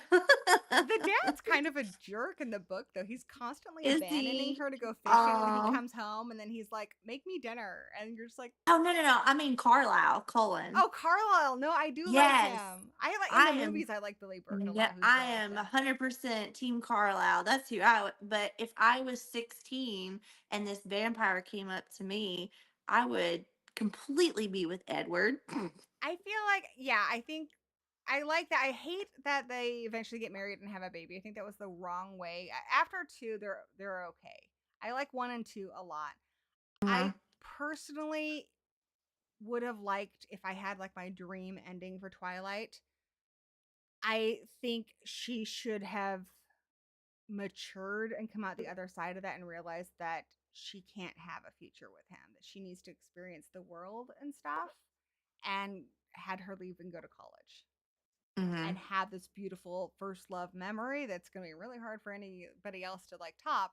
But I don't think she should have ended up with Edward or Bella. It's her first love. You should she needs to she's never even traveled really aside from Arizona and Forks. Like I feel like anybody who loved her would want her to experience the world, to have, not just be, I don't know, married at 17. I think So, she with needs to her go to weird demon baby. yeah, I think she needs to get a freaking doctor because she's like severely anemic or has hypotension or something because she's falling all over the damn place, fainting. That's the part I did. I Girl, so I'm I like, you literally have a walk into medical walls. condition. You I need to have get checked bruises, out. and my husband will say, "How'd you get that?" I'm like, "I don't remember." I do have a pretty high pain tolerance, which is bad because I've been at like a friend's fire pit before, and they're like, your shoe is literally on fire. And I'm like, oh crap. Like I just don't notice stuff. I'm not very super aware of my surroundings. So I will walk into walls. I trip a lot. I'm really, really clumsy. I have tons of scars, and most of them are because I tried to do basic things like cooking or walking. So that was one part I really liked about Twilight when I read it. I'm like, oh, hey, she's like me. But then it became a trope. It became a trope where every female protagonist read a lot of books and was clumsy. And I was like, okay, now you're just making fun. Like, knock it Mm-hmm. off. Like, I Yeah, hate it was it. just talk about like how pale she was, and And I'm pale Edward would too. kiss her, Okay, you want to and hear she's something going really weak funny? at the knees. I'm like, does she have like dysautonomia or something? You want to hear something really funny? So we have this Yes. bookstore called Hastings. I actually used to work there way back in the day. But when the Twilight books came out, I was a massive fan. I read Mm-hmm. Twilight. New Moon had just come out, but it wasn't out in paperback yet. No, it was out in paperback. Eclipse hadn't come out, so I was before the movies is when I got into them because I remember Mm-hmm. I saw the cover at my college and I just thought it was really beautiful, and I had money to burn, so I bought it. And I absolutely loved it. But so when Breaking Dawn came out, that's around the time the first movie came out. So it was a really big deal. And there was a lot of like Twilight release parties for the Breaking Dawn book, but there was also a lot of stuff for the Twilight movie, the first one that came out. And so we Mm-hmm. went to Hastings, and I already was kind of tried to dress like Bella. I had a denim jacket and just like a plain shirt, and my hair was kind of like hers. It was kind of a reddish Mm-hmm. brownish color, and it was long at the time. And they actually said like there was like a lot of trivia questions and such, and then contest and prizes. And they're like, "Who wants to do like a Bella lookalike contest?" And I was like, I'm gonna go try, even though I was like obviously too old. I was like 28, but I won. So Oh, how fun! yeah, That's crazy. exciting. But yeah, I got like a free copy of Twilight on like DVD or Blu-ray or something. Yeah, I don't know how I feel about the imprinting. That is super weird to me. There's so many problems with that. And it makes Like, me really sad for why are Jacob you too. Like Jacob imprinting has on? no he has he has no agency. He doesn't get to choose who he falls in love with. And they even say like I feel bad for him that he imprinted on a freaking baby, which is gross. Is that gross? I'm like, why can't y'all imprint 18 and up? Why can't this be a? It's just all no. I don't And like it. see, that's the thing. Like he says, he's like, "Oh, it's fine. I'm just gonna be like around and be like a big brother figure." But I'm like, "Baby, that's grooming. The That's only yeah. way you could That's be stalk your good to her behaviors better. is leave her alone, and then come back when she's older. But she grows like a mile a minute, so she'll be like 18 in 2 weeks. So Ugh, yeah, Renesmee, like, that's oh, I don't oh know. no. The imprinting thing, she introduced a lot of stuff that was just not good. Like I love Twilight because I feel like she perfectly encapsulated that like Romeo and Juliet. We all know they acted foolishly, but we don't get that button as much shit because it's the whole point. They're teenagers and they're not thinking straight, and it's first love, Hmm. and they're all swept up in it, and there's a whole bunch of emotions. And I don't think we give Twilight as much grace, but I think Twilight does really encapsulate that as well as something like Romeo and Juliet, and then New Moon. I think really she nailed it with that first big breakup, like how it will just wreck you. Like there's one part where it just says like September, Oh October, yeah, when she's and just sitting it's at the like, window. but no, the book has that too. It's just a blank page for each one. You That's know, awesome. I thought it was really, really good. And then after that, they kind of, eh. Oh Checking with the chat, I think they're talking about Lord of the Rings. You weren't allowed to watch The Craft. That's a bummer. I saw The Craft at the movie theater and it was really good. yeah, that Bummer. was another Bummer says one. they're oldish. I'm oldish. I'm 44. But yeah, guys, no shade to you. If you guys, want to listen to the full recording, I love a lot of those. I want to do that for the Fourth Wing because I haven't done the full recording of that, the full cast. I like a lot of those full Hmm. cast ones. I think those are really, really fun. Um, but you know, just for me, it's gonna be a no go I'm trying to think what I have boundaries on. I can't think of anything right now. but I do enjoy the books. I Mm-hmm. enjoy the books just like I enjoy Buffy. So, but I don't like Joss Whedon, and that's okay. Andy Serkis, I did do The Hobbit read by Andy Serkis, and that was really, really good. Yeah, I haven't. Actually, I know nothing about hobbits or movies or anything like that. And I will say too, the movies did, I understand they're trying to cram a lot in, but the movies did Bella a real disservice by not showing, like, she is more involved with her friends and stuff in the book. Like, she does have a lot more going on, whereas in the movies it makes it seem like she's just kind of a shitty friend and she's just, like, Mhm. I don't know. I really didn't like the movie the first time I saw it. It's grown on me in kind of a like The Room kind of way because it's just Yeah. kind of ridiculous. But when I first saw it, I was so upset. And I would say my biggest critique of Twilight, and this is why, even though I love it and I read it many times, embarrassing a number of times, like That's all I have a right. marked up copy with all my favorite parts. Even though I love it this much, I won't give it 5 stars, and it's not because I don't really have that much of a problem with the writing and stuff in it. My biggest problem with it is I feel like in a romance, if you look at something like Pride and Prejudice, you don't need a big fight at the end because the conflict is between the characters. The Pride and the Prejudice, that's the conflict. So a lot of people say Mhm. that one's just a lot of people going to each other's houses and talking. It's a romance, okay? So the conflict is in them overcoming their own barriers. So in Twilight, you already have a really big barrier that he's a vampire, you're a human, he wants to kill you, you're really vulnerable. How are you going to get past this? So you did not need to have the other team of vampires just show up at the ending. And it is different than in the movie. There's no sign of them at all until like the end. You're like, what the fuck is this shit? You did not need to have this whole final battle. But I think, again, Stephanie Meyer, girl, if I could sit with her, I think it would have been cool. I would have kept them. I would have kept the nomadic vampires, but when they're killing people, I think it would have been interesting if Bella was worried that Edward was the one killing people Mhm. and have to confront whether or not, if he's killing people, am I okay with that? Can I still be with somebody who is a murderer?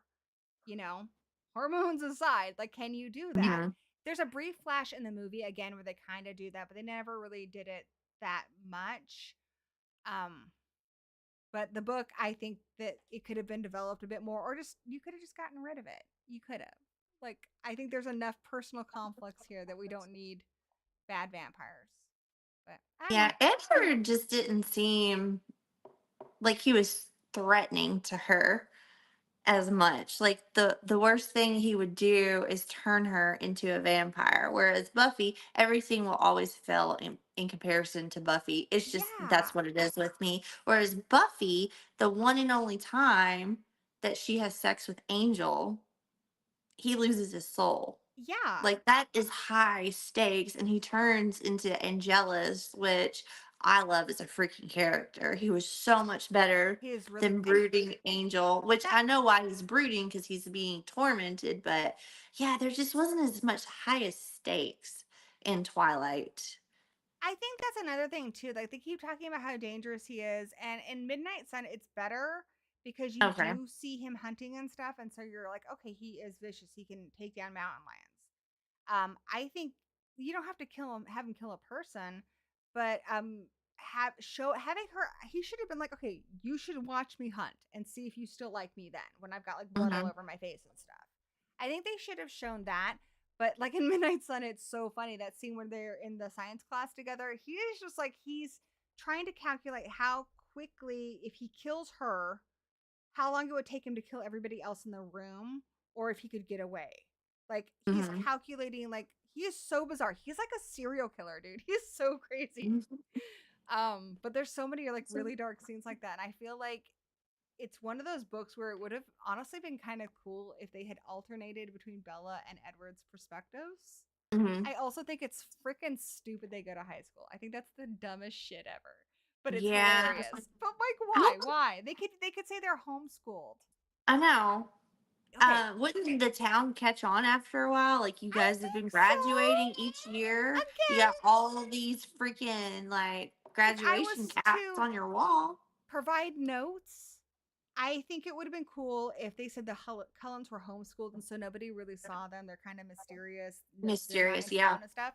But he does have to go into the woods to hunt, right? And there's weird Mhm. nomadic vampires around, so he would be in the woods. And she lives on the cusp of the woods, and she goes out there to read a lot. So I think it would have been cool if he had run into her in the woods when he's like hunting, and he's like, "You need to get the heck out of here."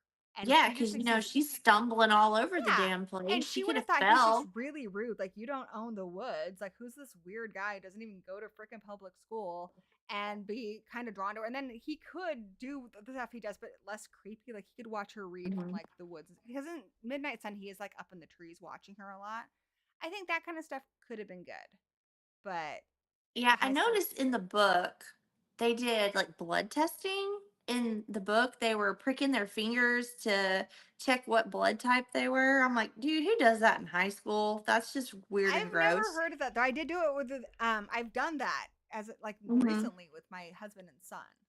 And then, like, the reveal of him being a vampire in the book, it was actually in the car and not in the woods, Yeah, like in the yeah. And movie. they're playing around a bit more too. And the meadow scenes, like when I first watched it, I was so mad because one, I think Robert Pattinson's extremely talented, but Hmm. being somebody who grew up in England, I'm a little fussy about people doing shitty American accents because, I just am.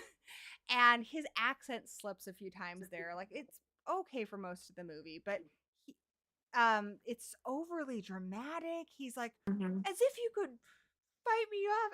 It's so stupid. And in the book, they're in the car and they're kind of it's more like they're like kind of kidding around and it's lighter and it's Hmm. the first time he's actually like a real person and not just trying to push her away because she's figured it out. And so a Hmm. lot of the walls are down and it's a really sweet moment. So I'm Yeah, probably her not going to convert eating. anybody to Twilight, but I do I love know, it. her eating the mushroom ravioli, which confirms my theory. Like, this girl just needs to eat a steak. She She needs to quit being does. vegan, and I think she's freaking anemic. I'm also from Washington State. So if you go up to Forks, I love that the whole Mhm. town's been transformed by fiction. So I've gone to the same restaurant they went to on their date in Port Angeles and got mushroom ravioli. And I've been up to La Mhm. Push. I think she did a really good job of writing those places, even though she'd never been to the Pacific Northwest. So I guess that's something else I like about it too, just because I love the Pacific Northwest. So if it came down to any of like the big ones, so you've got Twilight, you've Mhm. got your Fourth Wing. Does Divergent count? Is it big enough to count? I don't know.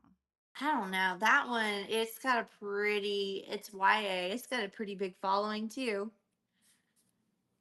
What ones would you say are your fandoms, so to speak? So I would definitely say Twilight for me, and then of other series for adults, definitely Dungeon Crawler Carl. Um, I like Twilight a lot, and I do really like Harry Potter. Hmm. I have all those books, though. I will say I didn't read them until I was an adult, and it took me a long time to get into them. I was listening to the audiobooks at work, and I remember I thought the first Harry Potter book was super overrated. It's pretty basic, you know. I Hmm. got more into it when we got to I think about book 4, and then I think Yeah. 6 is probably my favorite. I thought they Hmm. got more interesting when he got a bit older. But I think I might have just been too old to really appreciate it when I read it. I think I would have loved it a lot more when I was younger. Oh, and I love I the don't. Narnia books. I don't have book fandoms because I quit reading for a while since I was in school. I didn't really get back into reading except for like the last 3 years. I'm trying to find my fandom. Maybe Dungeon Crawler Carl will be your I fandom. know. And Hunger Games right now, I've read all I 5 books. honestly like I that's one that's it's kind of the opposite. Like a lot of times when these things blow up, like for me, Twilight, I was also really blessed that there was no fandom. It was just a book I saw at the college. It had a pretty cover, so Mhm. I was really lucky that there was no hype when I found it. And I think that might have a lot to do with why I like it so much because I just found it on my own. And Dungeon Crawler Carl, I found on my own. But Hunger Games, I put it off because I was like, it's a battle royale ripoff, and I'm a big fan of that movie. And then the movies came out, and I saw the movies and stuff. But then I finally did get around, like way way late to the party, got around to reading, and I'm like, okay, this is actually really freaking good. Like Yeah. it's really I good. just read them this year. I was like, I'm late to the Like party it on deserves that. the hype. Absolutely Hmm. deserves the hype. All right, For I've sure. kept you like this is like the longest stream I've ever had. Well, not ever. um, That's not true. Once I was on a friend's like 12-hour oh, stream. And he used to do longer streams, but you're probably tired and stuff. So I probably should let you go. But I wanted to ask you this. What are the scariest books you've ever read? oh, um, incidents around the house, I know, right? which I'm excited because it's called The Other Mother. But It I comes looked out. it up on IMDb. They updated it, and now it's Incidents Around the House. It used to be called Other Mommy on there, Is it okay? and they I updated was it, and gonna they say, cast a girl already. yeah, it's supposed to come out October, which would be very If exciting. they do a good job, that's going to be the scariest movie ever. Mm-hmm. Like, I'm worried they're going to use. They have to use CGI. They just have to. Just don't make it silly, you know? Yeah, that one was so good. Pet Cemetery. Yeah. I can't. I don't know. Like having kids, man. I have a 9-year-old and a 2-year-old. It messes me up. I went soft. But Having yeah, kids. I watched the movie as a kid and it scared the crap out of me because of Zelda. But like Mm-hmm. as a parent, I read it as an adult now, and it has a whole other level of fear. Like, if you like that one I would recommend is Suffer the Children, not the one by John Saul, the one by Craig DeLuey. Craig DeLuey. Mm-hmm. It's I need to read that. it's really. Did I tell you about that one? I was gonna say it's on Kindle Unlimited. I just have not got around to it. That It's one's like an really good. For apocalyptic, anybody in yeah. the chat who's curious, there's this disease. I think it's called Herod's disease, Harold's. Mm-hmm. but all the kids in the world just fall over dead, and it's crazy because it happens by time zone. So like it would happen like the Pacific Northwest, like where I live, and then you guys in Mm-hmm. the East Coast would know it's coming for your kids in like 3 hours, and there's nothing you can do. Mm-hmm. So Yeah. they all die, and then everyone's devastated, and they have these big burials, and then I think it's like 3 days later do the kids come back, and they seem kind of normal, and they want blood, and so that first the parents only have to give a little bit of blood, but then it gets to be more and more, and then the lengths they go, and then the kids start to change. Like it's terrifying. Like how far would you go for like your kid? Like what would you be willing to do? It's I guess it's scary into thinking how it could possibly change you. Mm-hmm. Things that you wouldn't think One you're book capable of. that One book that's really close to Pet Cemetery is called The Winter People by Jennifer I've heard McNaughton. of that one. What's that one about? It is really good. It's like a historical fiction, kind of. It flips back and forth, but I read it years ago. It came out in like 2015, 2016, something like that. But it's a just stark white book. It just I've says seen the in cover. black. Yeah. Yeah. What's it about? It's like something about you can bring people back from the dead that have died. But if they kill somebody when they come back, they are cursed to walk the earth as like this creature that tries to feed on people. It was really good. I need to reread it because I read it so long That sounds ago. good. Wakewood's another book too. They made a movie of it, but it was based on a book. I haven't read the book yet. But Wakewood, Wakewood. Is I that like I've an Irish yeah, it's type? Irish. Like this couple, their daughter's killed by a dog, and so they bury her. They do this whole ritual, and then she comes back, but she's not right. Like Mm-hmm. she's not her. And then it's just how far are they willing to let it go before they basically say enough's enough, and that's not my kid. But if you Mm-hmm. like Pet Cemetery, then Wakewood and Suffer the Children by Craig DeLuey would be right up your alley. Yeah, those that freak me out. Anything with kids like that. A really weird one is called Chlorine by Jade Song. Yeah, I remember you It's told me about that one. That was about mermaids that or one something. is like weird girl horror, body horror. Uh This huh. girl is a swimmer and she's convinced that she is a mermaid and will go to any lengths to become a mermaid. And it gets fucking Is it like gross. Tusk? Yes. Nuh-uh. It's a lot Oh my like god, I that. want to read Yeah. that. Yeah. The last two chapters, man, like She goes full walrus? she goes full mermaid. No Yeah. way, that's so It's cool. really good. That's That awesome. one I was have to read that. super weird. I love Tusk, which unpopular Hmm. opinion, but I do love it. I like it better than Yoga Hosers. Oh That yeah, one was a Yoga little too Hosers was weird for disappointing. me. Yeah, Tusk was I'm like, see, tea That was the time gone first movie bad. Danny ever reviewed on Horror Addicts. His very first video. I just watched that not too No, long ago. they're Because, so yeah, old. We were so so young. look, I know. So, like, I've been a lurker for a while. Like, I've watched Bloodbath and Beyond. I've watched you guys, Horror Addicts. I've watched Dead Meat for like years Uh and huh. just never commented because I was like, I don't know what to say. Like, I but feel I bad was about that going too. I watch back. a lot of YouTube on my TV, and I Hmm. know because I make YouTube videos that commenting and all that stuff is really helpful. And on my TV, I can thumbs it up and stuff. I can do that. But then I'm like, oh, I should go and comment on Lizzie's video or so and so's video, and I never do.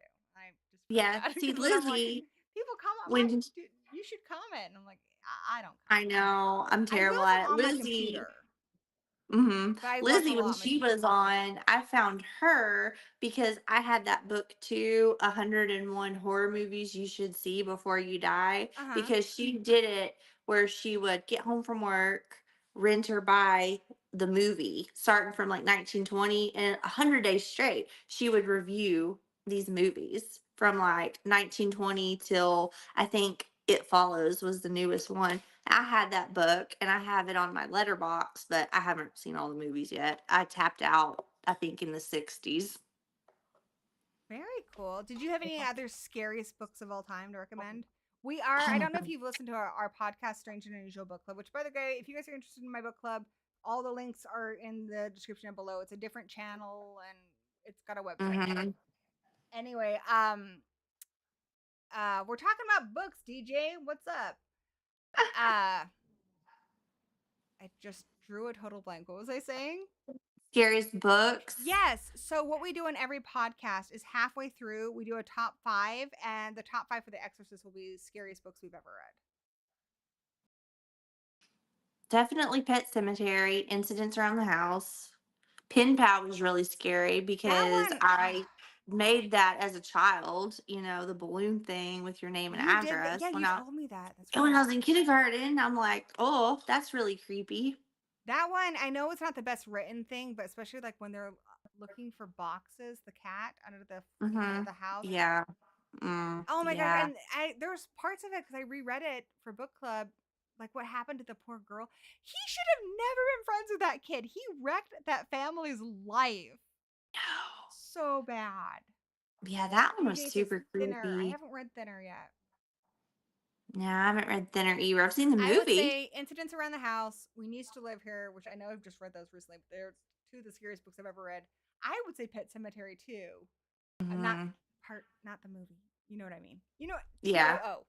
And The Ruins by Scott Smith. That book's really scary. I think that's five, isn't it? Maybe.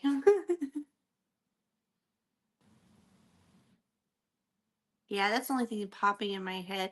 The Cabin at the End of the World, That was a good one. it was really good. Paul Tremblay, like Horror movie when was good too.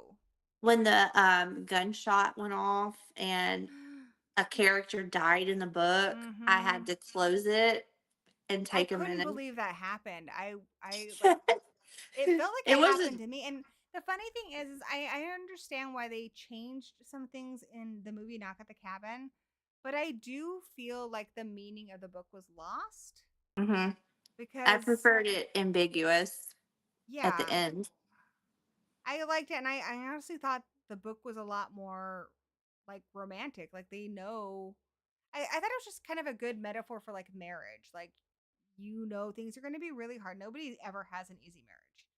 You're going to have a lot of hard times, and you're going to go through the worst things you've ever gone through with each other. You're going to lose your parents. You're going to lose friends. You're going to maybe get sick, maybe get in an accident. And are you willing to go through all this together? Like they go through one of the worst things two people could ever go through. And I think when they're going through that forest at the end, when they have no idea what's out there, it's kind of like this idea of what you really should be thinking about when you get married is that you are agreeing to stand by somebody through anything. And I think we say the words a lot, but we don't really think about it. And that's what that Hmm. book metaphorically is kind of showing us at the end is you you're agreeing to be there, and you're not just assuming it's a happy ending. You are being aware of the fact that you guys have a adventure with like highs too, like wonderful fun stuff too.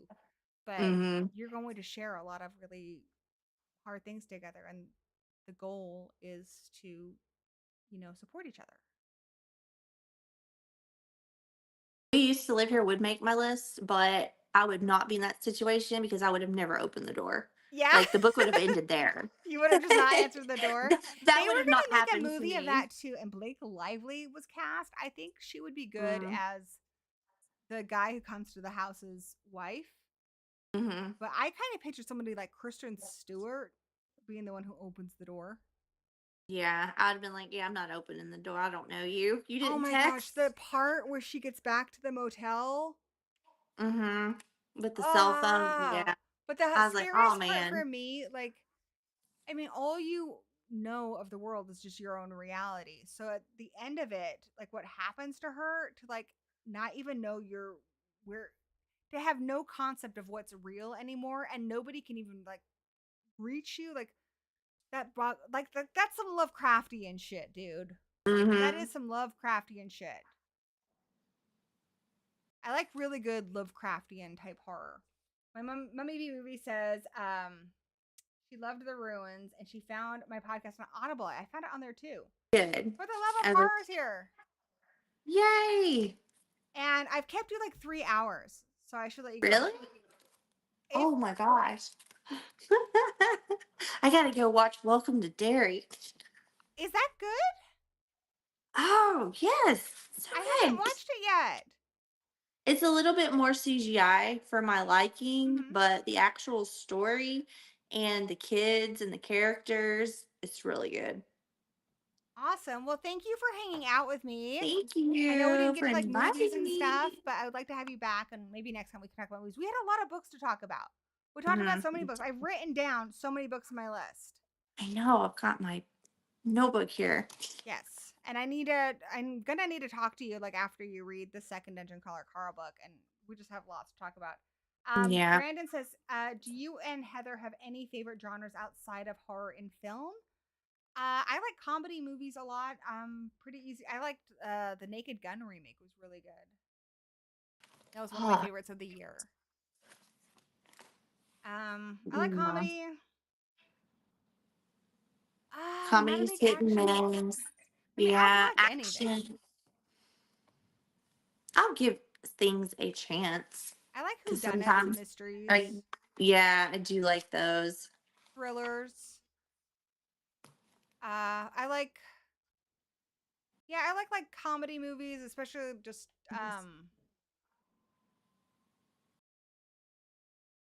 like a lot of like the girl slumber party type ones are good. I know Brandon doesn't like Reese Witherspoon, but Legally Blonde is one of my favorite I movies of love all that. Yeah, that time. kind of stuff I I think is really love that fun. movie. And did you have any Thank you. movies? Like, what were your favorite movies of the year? I know you wanted to mention that. Oh, yeah. So I haven't seen a ton of 2025 movie Hmm. releases. So I've seen 16 so far. My top five is Companion, is the That's only one my I've number one given. as well.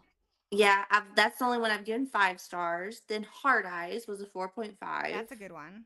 Sinners was a 4. I need to see that. The Long Walk was a 4. That was a good one. And then Final Destination Bloodlines was a 4. I would recommend for ones that are in my top, because I did pull up my list to tell you. I liked Companion. I liked the Naked Gun remake. It's not horror, but the Toxic Mhm. Avenger, and I'm not a trauma fan, and I loved this movie. The Long Walk, Final Destination Bloodlines, uh, and Dangerous Animals. I thought was really good. I liked that too. That's my number 8. Yeah, I thought that was really good. Awesome. Well, oh, and before you go, I keep saying before you go. I'm like Columbo. Just one more thing. Just one Hey, more by the way. question. I'm really bad at ending streams because I keep thinking things I want to ask. But let us know what's coming up next on the We Are the Weirdos Book Club. By the way, you guys can find a link to the We Are the Weirdos Book Club, which she co-hosts with Brandon, who's in the chat, Hmm. in the description below. You'll also find a link to Heather's Instagram and her Goodreads. Yeah, we are reading for November Blood on Her Tongue by Johanna Van Deen. It's one of the books that it just came out this year. It's a vampire book, historical fiction in the 1800s. It's on the list of horror for Goodreads Choice Awards. How's that? I read it back in August. I really liked it. I gave it a Yeah. 4 star. hmm It's her sophomore novel. The first one she came out with was My Darling Dreadful Thing. She Yeah, I had is the audiobook for that and from I haven't listened to it yet. she's from the Netherlands, and Uh-huh. she does like that lore for the Netherlands, and it's always in like the 1800s. I like her writing. It's really good. Sometimes I have a hard time with like historical fiction type stuff. But hmm sometimes I don't know, sometimes I really like it. So awesome. Well, guys, do check that out. Do join the book club. Join my book club. There's links for that in the description. Mummy B Movie says it was nice seeing Heather in the flesh. I know her from Strange and Unusual Book Club. It was really fun hanging out. We don't get to Yes, actually like me too. chat a lot, so we'll have to do No. a crossover or something with our book hmm clubs. Um, but yeah, anything else you want to plug or say before we go? I think that's it. We talked so much. Thank you for hanging out with me. Thank you guys Ah, in the chat jeez. for hanging out. It was really nice hanging out with Mummy B Movie and Brandon and Bermser. Everybody, thank you. Lots of fun discussions. Do join me on Wednesday. I will be live with Steve Strout from the Steve and Crypto podcast. So I'm gonna pick his Mhm. brain about some podcast stuff. We're gonna talk about some movies. It's gonna be a lot of fun. I am live every Sunday and Wednesday. I hope to see you again. And until we meet again, blessed be. Blessed be.